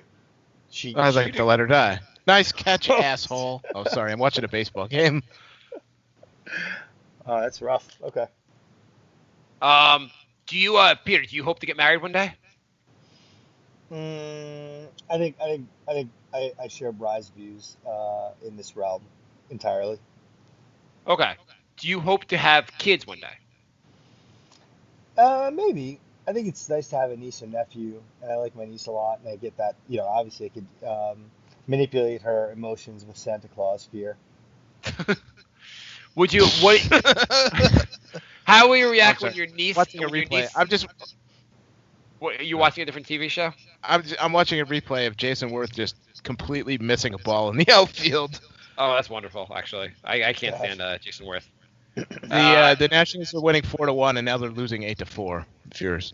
Oh, I'm glad they're losing. I don't like them. I'd rather see the Cubs win. They do not like the Nats. Yeah. So as far as since I'm the only one that's gonna have kids walking on me jerking off, I hope to avoid that as long as I can. And when that happens, this will be daddy and our little secret. The one thing I wonder, when Lorenzo asks this question, and Lorenzo, this is a direct question for you from me as the guest host. I mean, how do you jerk off? Like, are you standing in the center of an empty room with your penis facing the door? Like, I just don't get it. Like, I mean, it's super hard to get caught, in that act, unless you're being incredibly theatrical about it. You know what I mean? Like, you guys understand me, right? Like when you jerk off at work, you're like you try not to you sing, but you just sing kind of yourself. Yeah, well, usually what I do is I book the largest conference room with as many glass windows as I can, and I sing in the center of it with my body facing the door and the windows. So yes, I assume that's what everyone does when they're at work. Do you think the woman that was posting the Trump things, like that was her next thing? And here's just a random picture of a guy jerking off. I thought that'd be good for the presentation as well. It seemed factually accurate. Yeah, I think the next thing would have been like a photoshopped head of Trump on top of some small-bodied, small-handed dude doing that. By the way, just quick aside, did you guys hear about Ted Cruz liking some porno on Twitter? Yes. Oh yeah, funny. It's hilarious. Which, in fairness, other people, his staff probably has a lot of access to his Twitter account, so it may not have actually been him, but it's pretty funny. Yeah, that's great. I would have sworn the dude was for sure 100% gay, but I think it was not. It was a non-gay porn. Yeah, well, that's good for him. Maybe that was his way of being they're like, sir, they're really thinking you're a homo now. You gotta like porn on Twitter. Okay, I'll do it, but I'm not gonna like it. Yeah, I'll like it, but I won't really like it. You know what I mean? Could have been. Okay, so going to Facebook questions. Jay, our host that's not on the show today, writes, not a question, but a comment, really. $10 says Peter knows more of the contact information than Marc and Bry. I mean, I could say that if anyone wants to communicate with you guys, they should email you at thebrinkofsanity@gmail.com or find you on Twitter. And Brink of Sanity 3, I know that one. Yep, that's it. Brink of Sanity 3 on Twitter. Or you could call us at 631-676-1181. Mm-hmm. And your website is brinkofsanityshow.com. Yes. And should we give out Jay's should we give out Jay's address right now? Yeah, and do you have a social handy? We should do both, just to be complete. What about his his passwords? Equifax is giving them away anyway, so let's give out the shit anyway. That's a good point. And our fan Jason writes back to Jay saying, "Shut up, you failure! You lost the right to speak, loser." Uh, Yeah. All right. It's very very mellow. Cool. John from Random Rest Radio writes, "Bry, do you feel Jay's chronic absenteeism will be an issue when you hold his next performance review?" Yes, I think it will be a big issue. Can we cut to that performance review? No. Okay. I'd like to do that in private. Okay. Peter, would you like to participate in the performance review? Yes. Yes. Sure. You want to be Jay here or be the reviewer? You can be the reviewer. I can be Jay. Yeah, that sounds good. So Jay, I've been I've been impressed by some of your work, but lately your absence has really made me question your dedication to the podcast. So, what can you tell? Why are you so absent? What's going on? Half Nelson. It's the first studio album from Sparks. Jay, explain to me, what does that have to do with why you're not actually participating in this podcast that you created with your friends here? Woofer in Tweeter's Clothing. It's another album by Sparks, 1972. Okay, well, I guess that settles it. And you're Terminal Live. Womp That Sucker. Angst in My Pants. In Outer Space. I really like this music. I'm not lying. Jesus Christ, Scott. Someone needs to help this man. Paul writes, would Clemson beat the Cleveland Browns? No. I'm guessing Clemson is number one in the country then? No, they're not even number one. They're not. No. What? The Browns are really bad, but I'm gonna say no college football team could beat an NFL team. Agreed. Yeah. I feel like the difference is so stark between college and NFL. Yeah, it's like Paul it's writes, like kids. so you always kind of feel like it should, like the New York Knicks, you feel like should play college basketball because you feel like that'd be a fair competition.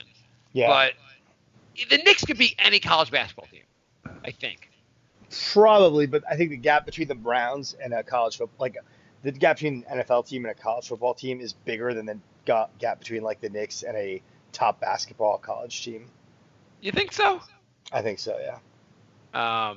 I cannot see. I mean, maybe you're right as far as the gap, but I can never see a college basketball team like the best Duke or Kentucky team would never beat the worst NBA team. I don't think they would either, but I think the gap's a little bit smaller. They can give them a run for their money, I guess. Paul writes, what's your favorite pizza topping? Buffalo chicken. More cheese. Oh. I'm going to say mushrooms and eggplant. Actually, I retract that. Jalapenos. Really? Yeah. Paul writes, if you were to meet Donald Trump tomorrow, what would you ask him? Will Can you please resign?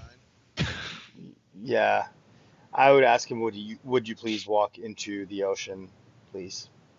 If you could get Donald Trump, let's say you can meet Donald Trump, you could ask him a question. You can't make him do anything, but whatever you ask him, he will answer factually honest. Like he'll just give you 100%, like some truth serum. He'll actually give you the right answer.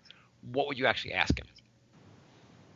I would ask him for the nuclear codes, so I could take control of the country. But that's him giving you something, like not him telling you, like just informational. I would ask him if he knew prior to the hurricane that Puerto Ricans were American citizens. I feel like there's no chance he knew that. I would ask him if he has actually read even a portion of any law ever. I'd ask him, do you know how government actually is supposed to work? Yeah. Can you name the 3 branches of government? Well, that's easy. There's me, Twitter, and Facebook. Pretty much. And TV. Crooked media. Failing New York Times. Freaking idiot.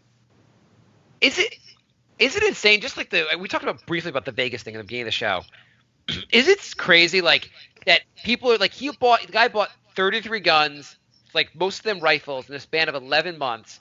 a day after the attack, we can track the fact that he did this. But like we have no interest in preventing people from doing this going forward. Of like stop people from buying 33 guns like next year. Like tomorrow, some guy can just start buying 33 guns in the span of 11 months, and we would do nothing to even follow that person. Well, like somebody said on Twitter, you could go to the store and buy like 3 guns, but you can go to CVS and only buy one thing of Sudafed. Oh, Yeah. and you got to show your ID when Yeah. you go to see. It's like, oh, you're buying cough medicine. I'm gonna need to see your passport, please. All right. I've also gotten to the point like it's you as much as you want to hate Donald Trump or the Republican Party for like allowing the fact like not regulating guns, the voters that keep voting for them, I have to say like it's the voters' fault because they're just doing what the voters want them to do. It's like this weird divide where like half the country's like, hey, we don't like the mass shootings, and the other half of the country's like, but I like shooting stuff, so let's just let that happen. I mean, like I always hear like, oh, well, I have a AK-47 because I like to hunt. Like, how shitty of a hunter do you have to be that you have to have like a fucking semi-automatic rifle to shoot at an animal that has 0 IQ and doesn't know you're there? What are you Right. hunting? Like T-Rexes? Like Jesus Yeah. Christ. Like, oh, you're gonna go shoot a deer? Like, you can't shoot a deer with a fucking you can shoot a deer with a pellet gun. You don't need a semi-automatic gun. Listen, Bri, what if I have the deer in my sights and my first 31 guns fail? I need the 32nd gun. That's why the Second Amendment was written. It's so funny. It's just so hypocritical how like all these like gun people are so like quick to like, no, I have the right to have the gun. Like I have my Second Amendment right, but oh no, you can't be exercising your First Amendment right to kneel during football because that's when I drink beer and eat potato chips. It's like if members of ISIS, it's almost like members of ISIS were going around shooting people in this country, and one party is like, we should do something about that, and the other party is like, no, I'm fine with ISIS shooting people here. It's like almost that extreme. Just because it's all the difference is they're not members of ISIS, just random white people or random people just shooting people up. We're like, oh, it's fine. If they're ISIS, I could be against that. But if they're not members, if they're members of the general public, it's fine. Yeah. Yeah. I'm on this group text with a few of my old work friends, and they're actually debating the other day, like what degree of atrocity would be necessary involving guns to actually cause people to be like, okay, we need to change the laws. Like, I had that how- conversation too. Like, go ahead. no, I was what do you think? What do you arrive at? Well, the conversation I had was who is like famous and popular enough on both sides of the aisle would have to get shot and killed by a gun for people to be like, oh yeah, this is fucked up. You see, I think there'd have to be like, while Congress is voting on the bill, there'd have to be an active shooter shooting members of Congress. Then they would be like, I can regulate this right now. I can take care of it. That's the extent I feel like it would have to be. Yeah. My wife said it has to be like it's not just you need another Sandy Hook, but it has to be members of Congress's kids. Then they use the amendment. Yeah. The conclusion that my like friends reached was it would have to be like legislator or extremely rich people's kids, and more than 100 over like the course of like 2 days. Something like awful like that would have to happen, and maybe that would cause something. Well, it would have to happen in a red state like Texas. It would have to be shooting up kids, but all the kids were also armed, and the kids firing back caused more problems than it helped. Yeah. Like they need the active example of people having guns and like firing back basically, and more people dying because of that. So you guys, I don't know if you guys do any InfoWars perusing in your spare time, but I know Jay relishes that. But I'll tell you that Yeah. in the InfoWars and in the InfoWars world, there's already tons of content saying that this was all a false flag operation to try to change the gun laws and take away guns from Americans. And this guy had like no meaning, no background, no connection. He was just some like plan to the government put there, the deep state put there. So he does this, and there's some like push for laws to change the gun laws or whatever. But he was actually just some random dude, and it's all none of it's real. Just like Sandy Hook, none of it's real. So Yeah, that seems realistic. I can't you can't even really debate with that person. You can't be like, It's just so overcomplicated. yeah, you're like, well, I don't like the fact that people can buy 33 guns. Oh, well, Las Vegas is not real. It's made up. Okay, cool. We're gonna move on now. There What was do you? the CNN. I said this actually to my family, including some more distant relatives who are, you know, like I don't want to say into guns, but have guns. And there was a CNN, like the front page said literally nothing stood out about Vegas shooter, and literally one line under it, the sub headline was he bought 33 firearms in the last year. And I was like, well, that's kind of funny. And someone responded like, well, how could this tragedy possibly have been avoided through law? I'd be like, well, I don't know. Maybe if someone buys like more than 30 guns in a 12-month period, you could like flag them or something, or not sell Yeah. them that many guns. Like, I don't know. Like, that's sort of weird behavior. Like, I don't know if a Maybe you single could person should do that. maybe you could track them the way you track pretty much everything else you buy. Like anything else is a dangerous item. Oh yeah. I mean, crap, dude. If any of you guys like does anything that counts remotely as like sexual offense, which the range of which those crimes are like vast. It's not just like rape. It's Right. a Yeah. million trillion things. If you do that, and even if you don't go to jail, if you get that like title attached to you, not only will you be tracked for basically the rest of your life, the information about you being tracked will be publicly available forever. So the means are there and the law is already there and it already applies to people for, a range of crimes that really, including crimes that are like much less damaging. But we don't apply the law and we don't care because when it comes to guns, like you can literally buy enough guns to arm a militia and it's cool, you know? So, Yeah, I don't really understand, but it comes down to I don't understand what like if I'm voting, I'm gonna go like, hey, let's see these two candidates. Like I'm kind of a Republican, but I'm gonna go with the candidate that's not in favor of people just getting shot on the street. I'm gonna go with one that wants to like do something about that. That's a big issue for me. I like abortion and but I think I'm won over by the fact that I don't like mass shootings. yeah. Can't you It's like be it the I'm the anti-mass shooting candidate? Yeah, no, it's you still probably lose. The thing about the Second Amendment, and as I mentioned to both of you guys of last podcast a few months ago, like I'm a lawyer and into law and stuff, is when the Second Amendment was even contemplated, the most you had was a gun that could shoot like around every about like 40 seconds or a minute if you're like the fastest person to reload a rifle imaginable. So, Yeah. even the people who are most like adamant about, being strict constructionalists and like focused on the text of the Constitution and originalists and focusing on the context in which all the stuff was written. Hey guys, if you want to be like really authentic, that's the type of weapon we're talking about here. Not a, semi-automatic rifle, which is just a modified version of a military grade automatic rifle that you could turn back into an automatic rifle with something like a bump stock or, modifications that are, you could figure out on YouTube. Like that's not what they weren't saying. There was a right for every American to have a killing machine that could literally mow down, like hundreds of people in minutes. Like they were talking I mean, about that. Yeah, I mean, I like I would say like, do you think babies should have bazookas?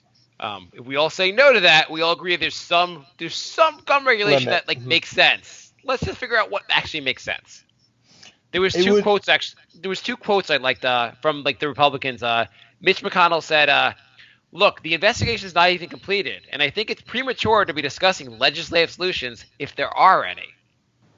And then John Thune, or another Republican senator, said, he said, he said they ought to take a look at these conversion kits that can make guns more lethal. But Mr. Thune also suggested that little could be achieved through legislation. Pretty much yeah. the way to achieve things is through legislation. yeah. Literally the only way to do it. You're literally a legislator. Your job is to achieve things through legislation. Like Like, what the hell am I missing? Yeah, you actually are the only people that actually have some power to control this. And by the way, that If that is an only I had the power to insane. make laws. Yeah. Yeah, right. If only. That, by the way, is the most insane cop out to me imaginable, and it happens all the time. It's like, no, now is not the time to discuss legislation. Now is not the time to talk. Now is the time to just, learn from this tragedy. Now is not the time to actually do anything. It's like, no, no, now is the time, because when I was it's not the time, it'll be forgotten and not in the media, and it's insane. I was listening to something about that, and they actually had a good point. They were like, "Okay, it's not the time to talk about Vegas. Can we talk about Sandy Hook now, or a different one that already happened a while Yeah. ago? Can we talk about that one? How would prevent that one?" Yeah. Oh God. Um, okay, so Liam writes, "How does Mark keep his wife from getting depressed of having the same man for the last 12 years? Why does Mark not let her enjoy a black man once in a while, like a cuckold?" Great idea, Liam. I think my wife, if she knew this question was on every week of her show, she'd probably not want me to do the show anymore. Literally every week we get this question. Liam writes, with what happened in Las Vegas, why do liberals think more gun law is the solution? The bad people and psychos don't give a flying fuck about the gun laws and will get guns regardless. As in France, Charlie Hebdo shootout. I bet if that audience all had guns, one would have shot him before he killed so many. Well, The em- Liam, I'm sure a bunch of clowns in that country music festival were packing heat, and yet, the guns that they had on them were did not save anyone. Like if that is if if only everyone Hey, at the music festival was aiming at the hotel, randomly shooting. yeah, that was, yeah, thousands of people would have gotten shot. Yeah. Hey, That would have let's been. not forget. Like a month ago, the mayor of Miami or whatever town it was had to tell people not to shoot at the fucking hurricane. oh my Um, God, yeah, I remember that. That's insane. Oh God, yeah, like look, Oh yeah, that would have been amazing. All these people start just shooting randomly at a hotel because you could totally see where the shots are coming from. well, you yeah, know what? dude. Hang on. So we talked about like when I was talking to my wife about this, like think about like about what would have to happen to like get people to vote against it, and we were like, well, if random people with guns were shooting members of Congress, and we're like, actually that's already happening, and they're still not in favor of gun law. You had the in Arizona Yeah, remember Congress was Giffords. shot, Giffords. You had on the baseball field recently that guy was shot, Yeah, and they're still fine with no gun control. People in yeah, Congress are getting shot, and they're like, well, it's part of being Congress. yeah. Liam writes, name a place where you got a boner and it was uncomfortable, as in public or work or dinner. I got mine at work last week since we have the same sex bathrooms. My blonde hot coworker, I feel like this question is not real, I feel like this question is not based on a factual situation. My blonde hot coworker was in the stall peeing as I went in to wash my hands, and I noticed her thong and was by her ankles, and it really turned me on the way they were pure white. And the whole day I felt really uncomfortable since I had sex in my head. Hell, I'm even thinking of sneaking a camera there. I have so many sex. Who cares? You know, Move on to who the works next with question. at the accounting firm. We need Jay to filter out these stupid This questions. this who this doofus is writing shitty erotica in the questions. That ended up not being a question. It ended up just being a soliloquy that made no sense. Actually, it actually makes sense at the end. He said he actually works at Pornhub, so that's why the. Oh, all right, cool. Yeah. Eros writes, name the angriest you've been. Mine was signing up for a $70 porn website and then forgetting to cancel my subscription, thus paying $70 for stuff I could find online for free. That's Literally, the angriest you've ever been. that's a Jesus. pretty expensive. I've been angrier than that today. Yeah, That's I a think pretty I've been expensive. angrier during this podcast. So Yeah. $70 is also a lot of money you're paying for this website. What are they do? Like, are you like, what are they doing on the website that's like you're worth $70 a month? uh, I guess the angriest I was today was on my epic, my, again, I mentioned to you guys last time, I have this insane commute where I got to take a train and then a shuttle to my office. On the shuttle to my office, they determine who gets dropped off first by the order in which they call to request the shuttle.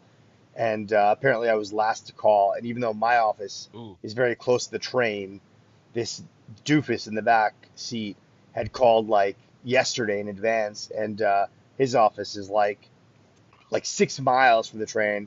So the Wait, instead of going, hang on, mhm. instead of going in a logical order, like a logical path, like closest to furthest, they're going. Uh-oh. Whoever called first. So this guy called. He apparently calls in advance the day before. So they're like, oh, we have to drop him off first, even though it's like literally 6 miles away. Um, so You're like, I I can see turned, my office. You called last, sir. You're getting dropped off last, but it's right yes, there. Can I just get? You're not yes, allowed off the bus until we drop off this person 8 miles from here. yes. And I actually had to go interview someone as well, which I ended up having to push back because this guy.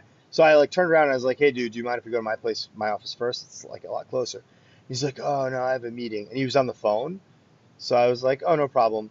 And then I just was like, it's okay. But then I just spoke loudly to the other passenger, as loudly as I possibly could, the entire time until he got the hell off the shuttle. So that was my anger and silent, That, revenge, or not that what silent, what I it, guess. what were you saying really loudly to like really annoy him? I Were just you were made, you yeah. were you reading Liam's comments for the show? I was reading Trump's fake tweets from my friend, from my colleague, to the third person who I'd never met before. But I was like, "Hey, how's it going?" No, I wasn't reading the tweets, but I just started like a random inane ass conversation with the third person. Eris writes, "Will Trump get reelected?" Mm, He could. 50-50 at this point. I feel like it's a What- pretty good chance. There's a Eris writes, "Why don't you guys read your latest Brink of Sanity iTunes review? Why don't you guys read them anymore?" That is a good point. We've not been reading them. We should be reading them. I will try to find them before the end of the show, and we can read them real quick. Jason writes, "What was the biggest health scare you had?"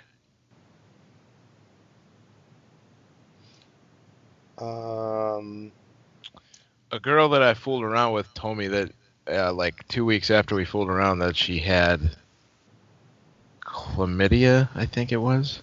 Oh, that's Or no, she told me that somebody else that she had hooked up with had it. So she told me to get tested. and then do you have chlamydia? I did not, and neither did she. So Oh, is that just a fun game she plays? I don't know. Who knows? Um, 2 weeks of my life I'd like back. that sucks. We do have a couple of recent Brink Standard reviews. From September 22nd, we have from Amy Cap. Love this show. Really love the show. The hosts are really funny, and the topics cater to a wide variety of interests. Thank you. Good. September 17th. Good show by 99 PP Yak 009. The show is pretty good. The only problem is that Marc guy, he constantly shows off his wealth. Also, rest in peace to Steven, the number one fan. So sad he committed suicide. Hope he found the peace his tormented soul needed. And CDS Speed on August 31st wrote, very funny. All 5-star reviews. These guys are awesome. Okay. Thank you, Eris, for telling us to read those reviews. Yeah. Brian, what was Peter? Any big health scares? Um, when I was in college, I was like taking a shower and my hair felt like weirdly thin, and I was like, what the hell is going on? And I was like, oh my God, maybe I'm like losing my hair or something. But I found out someone had actually put some like Nair or something in the shampoo, like that prank had been pulled on me. So it ended up being nothing, and have a full head of hair, but that was really scary. What does Nair do? That's not really a health scare. Yeah, Nair makes your hair come out. it makes your hair fall out. It burns. I guess Oh, health that's- scare.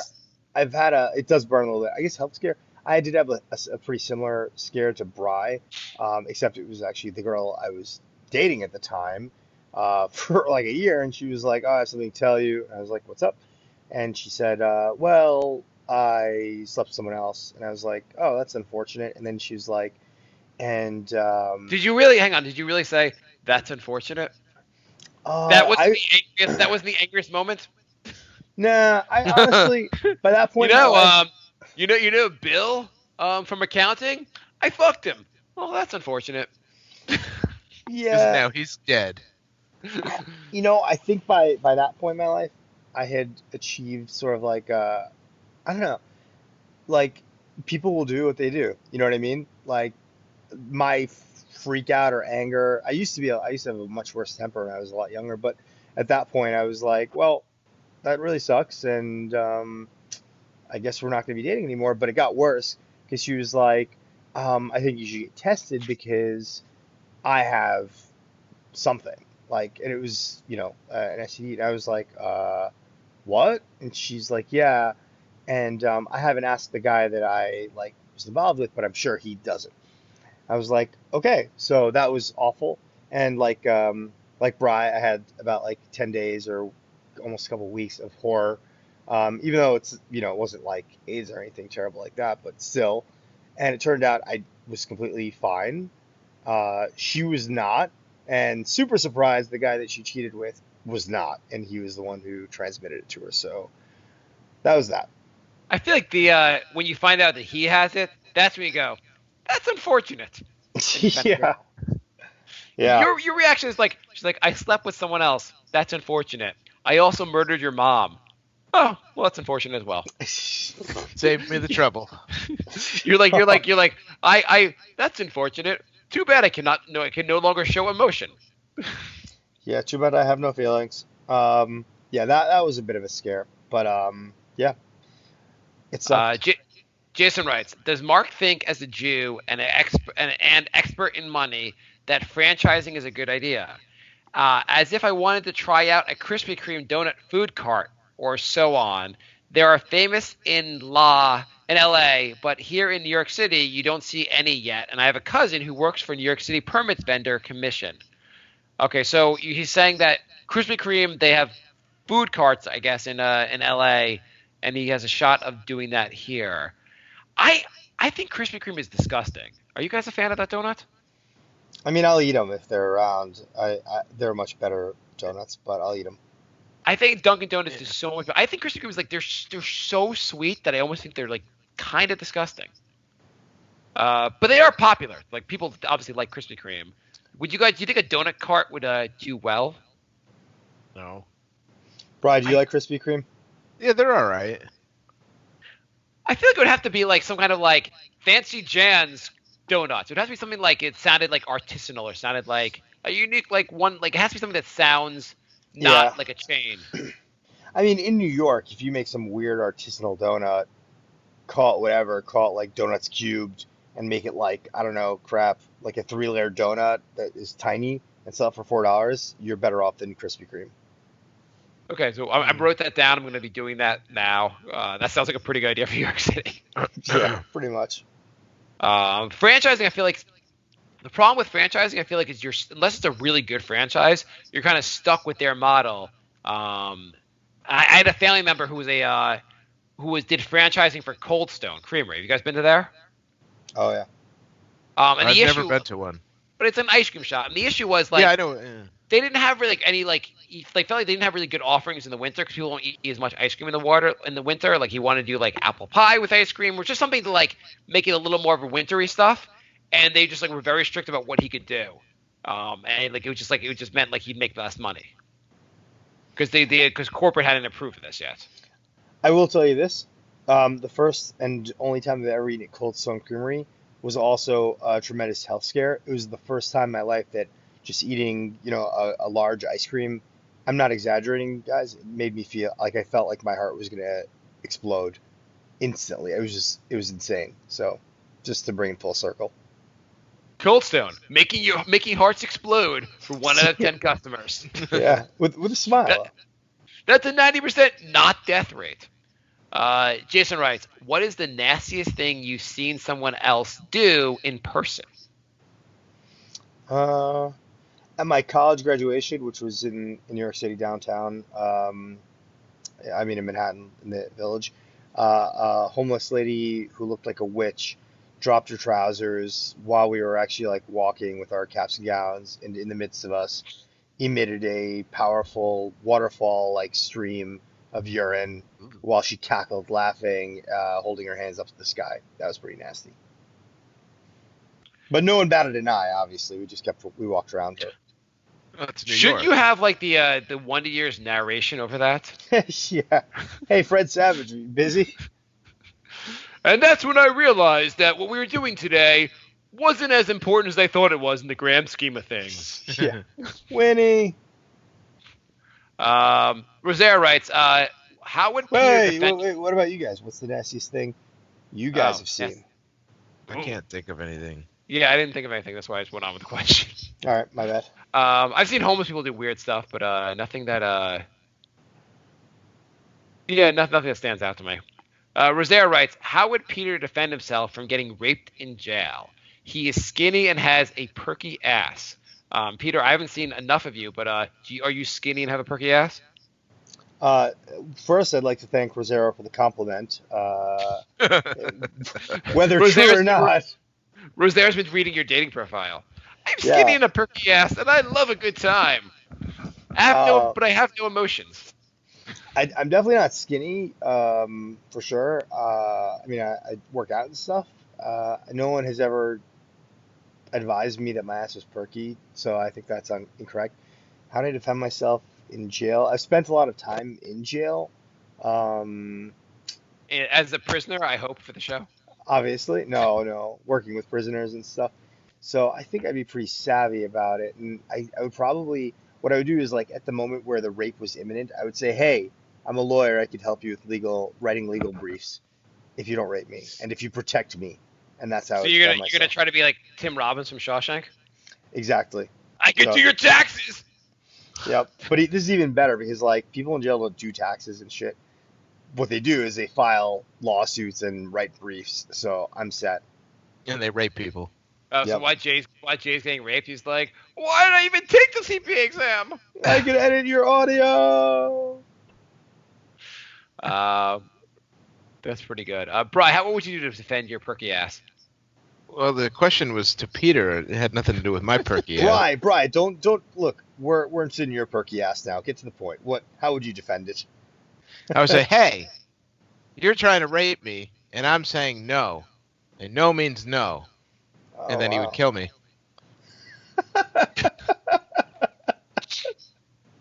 That's effective.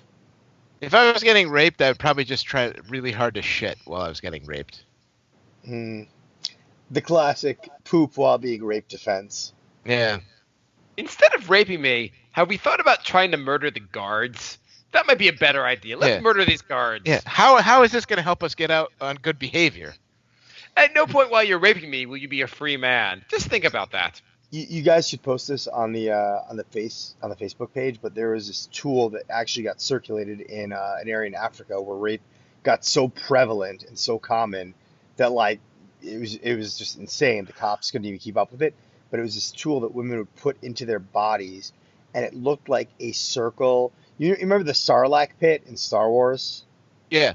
It looked like that, but it would go inside like a woman's vagina. So if someone actually penetrated, all these little teeth would go into the penis, and as it would pull out, they would stay in it.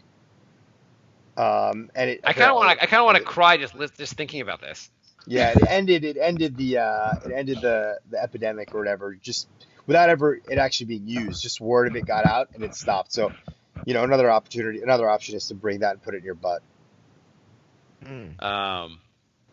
So what you're saying is we think we have problems as a nation because our crazy president goes on Twitter and like we've had hurricanes and all that, but we don't live in a land where the biggest health crisis involves like women, like people needing to stick like booby traps in their butts and vaginas to solve it. So maybe our country's not so bad after all. Thank you, Fred Savage. Doing the narration. Correct. Rosaire writes, why can't Jay pass the CPA exam? Is this normal? Is it that difficult? Like, what the fuck is going on? I don't know. I think we determined that most of the exam is in Roman numerals, and Jay never learned Roman numerals.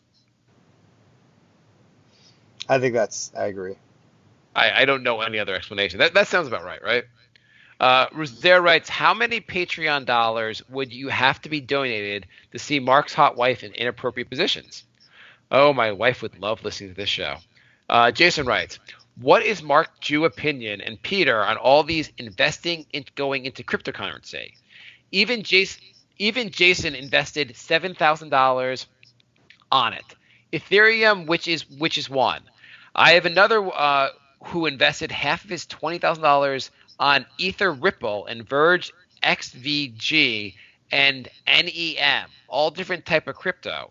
He did this 2 weeks ago and at fucking random. What the fuck? It's crazy. 6 years ago, my Asian friend went crazy talking about Bitcoin and buying machines with super processing power. Now he has $2,000 of Bitcoin currency and lives in Chelsea, Manhattan. Then again, nobody, what the fuck, cryptocurrency was as it seems to still be kind of the case. Part of the question was hard to make out. So what do you, Peter? We're probably going to talk about more about cryptocurrency next episode because Jay wants to talk more about that looks really weird that you sent me. Yeah, I actually bought like one or two Bitcoins like several years ago, but then I lost Oh, them. Like I have no idea how to. I don't know. Like I just wanted to see how it worked, so I like went through the wait, process, and there was like a code, and it's somewhere, but I lost a piece of paper, so whatever. Um, aren't they worth a lot now? Like, aren't they worth like $5,000 each one? Maybe. I don't know. I definitely didn't pay that much when I bought them, but I just wanted to go No, through the yeah. process and see how it worked. Generally, I mean, the real like weird or the difficulty about cryptocurrency is it depends on the inability of individuals to crack the cryptography that actually encodes the funds and like where they're located and their value and stuff. And there's a few computing breakthroughs that are probably going to occur in the next 5 years that will make it very easy to break that cryptography very quickly. Once those breakthroughs occur, the entire cryptocurrency economy will collapse. Those breakthroughs might not occur, and if it doesn't, it's great. And I think it's awesome. It's just like an alternative to, sovereign funds and money that's, run by governments and all that BS. But um, their long-term sustainability is, it's called into question. So that's my thought. Yeah. What what's the point of them? So the original point of any sort of cryptocurrency, like starting with Bitcoin, and there was even stuff that came a little bit before that, is just to be able to, I mean, it's like the ultimate libertarian dream, right? It's being able to enter into any sort of exchange of money for goods or services or anything across borders without having to worry about any sort of tax or government interference or oversight or regulation. Just it's like a pure economist's dream. Like I have my money, it's here, it's a frictionless exchange. I can encrypt it, point to point, really, without any banks ever being involved, without any like privacy issues because I could be buying an AK-47 or I could be buying drugs or I could be buying you Right. know Well, that's where it whatever goes else. to me. Like, what are you buying on it that it's like what besides illicit items are you buying that like it really help? It's really helpful for? I think the way to think about it isn't necessarily that, but think about like the stuff you buy with your credit card.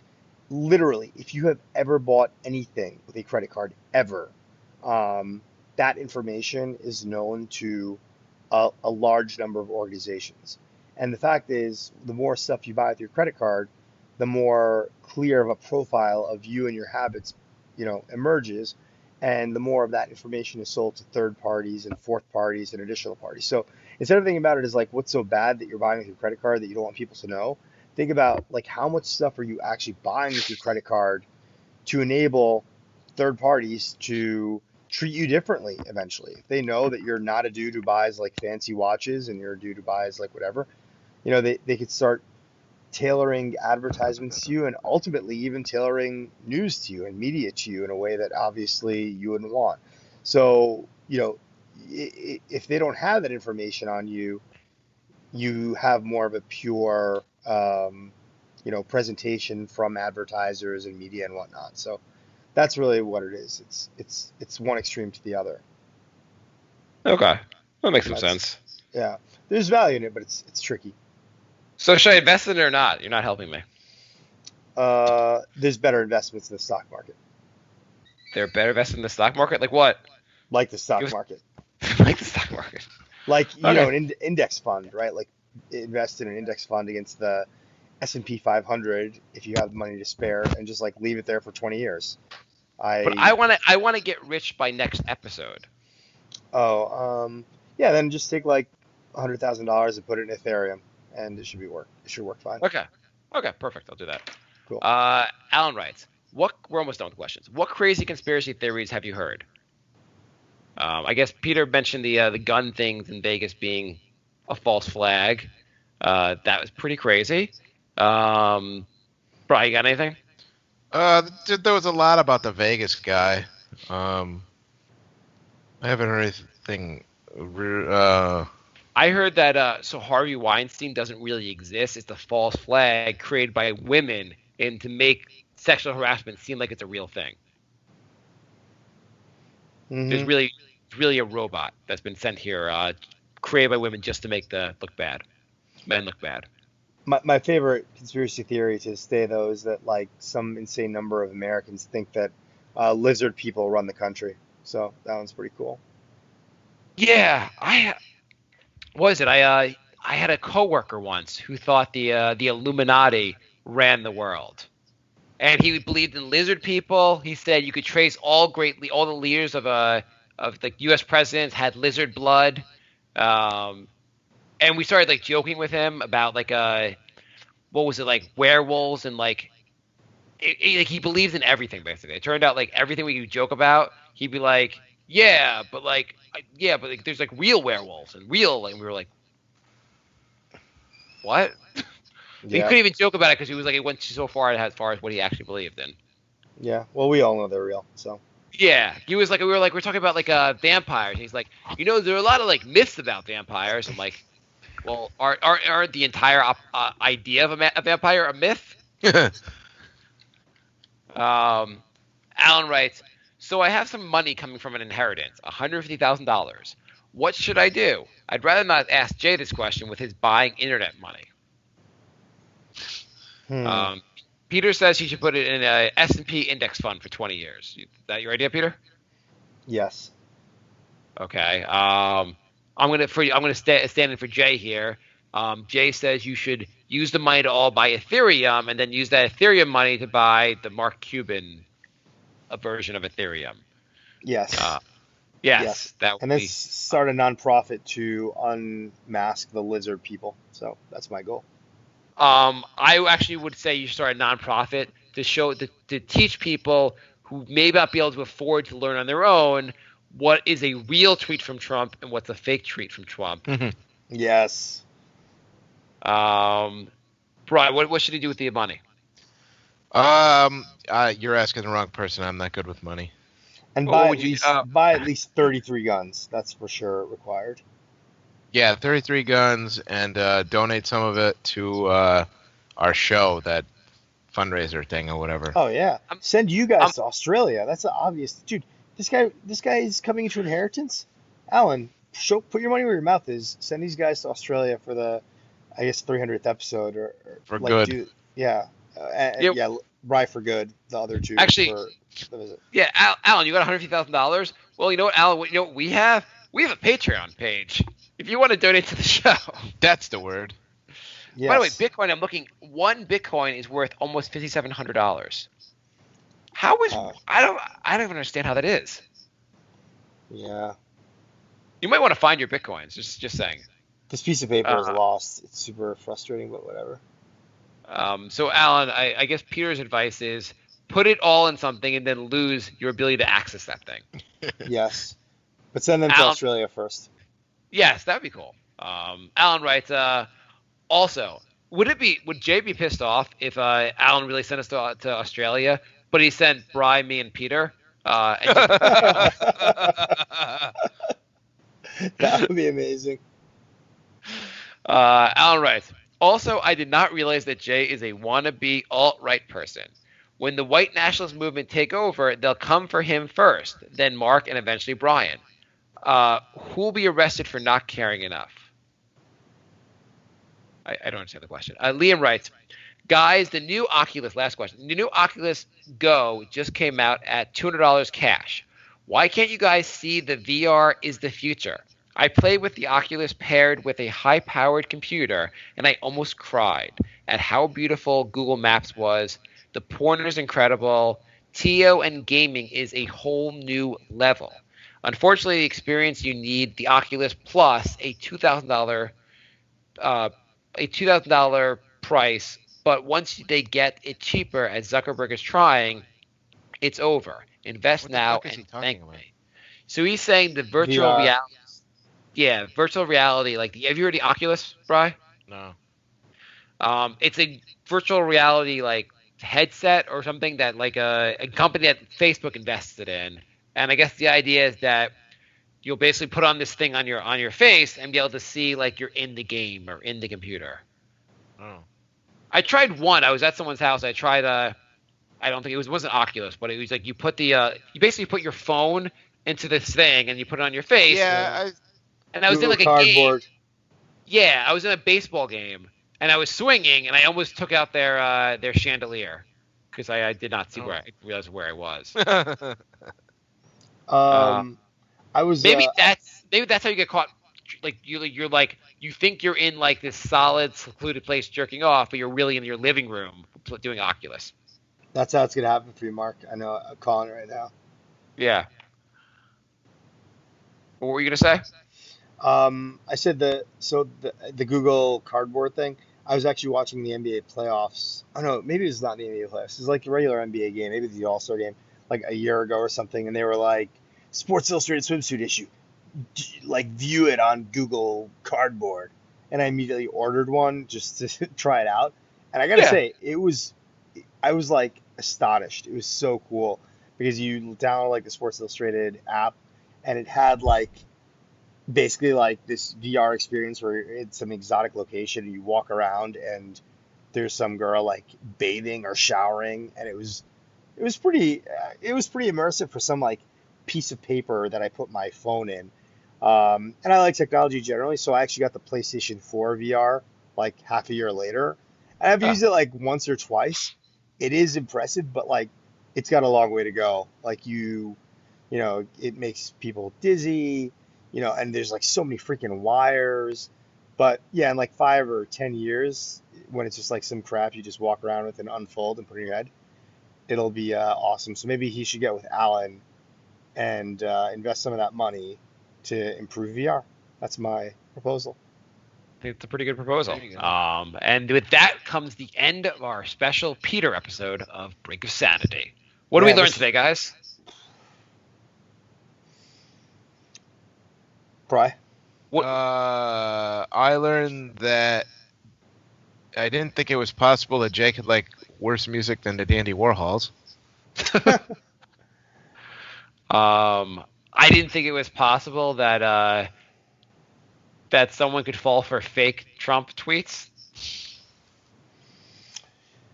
I learned that a band exists that I wish I didn't know exists, and it's something that actually Jay saw live. So that's that.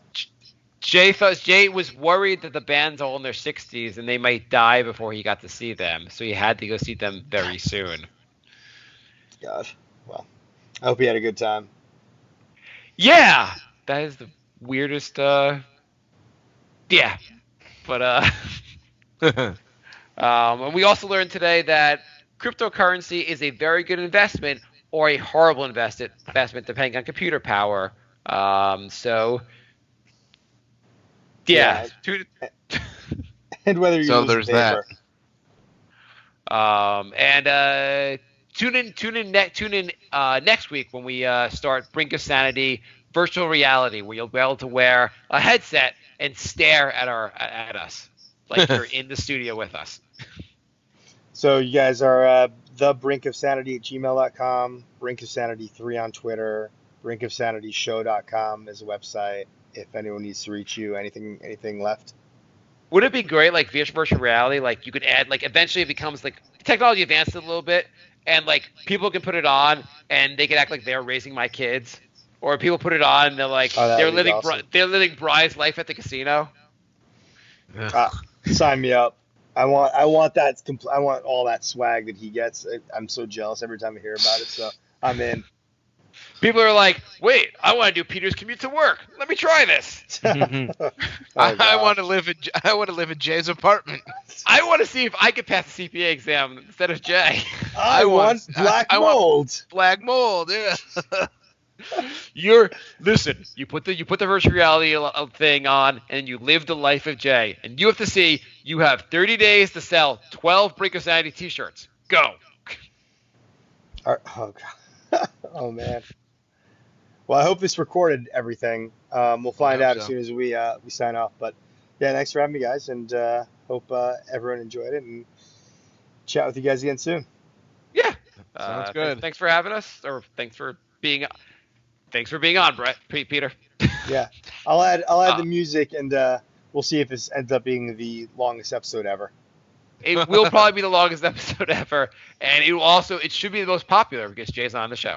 That's right. Yeah, I'm expecting triple the downloads. So fans, Triple- make it happen. Yes. Do it. Good. Cool. All Bye, right. music. Good night, guys. Oh, I'm gonna put it in later.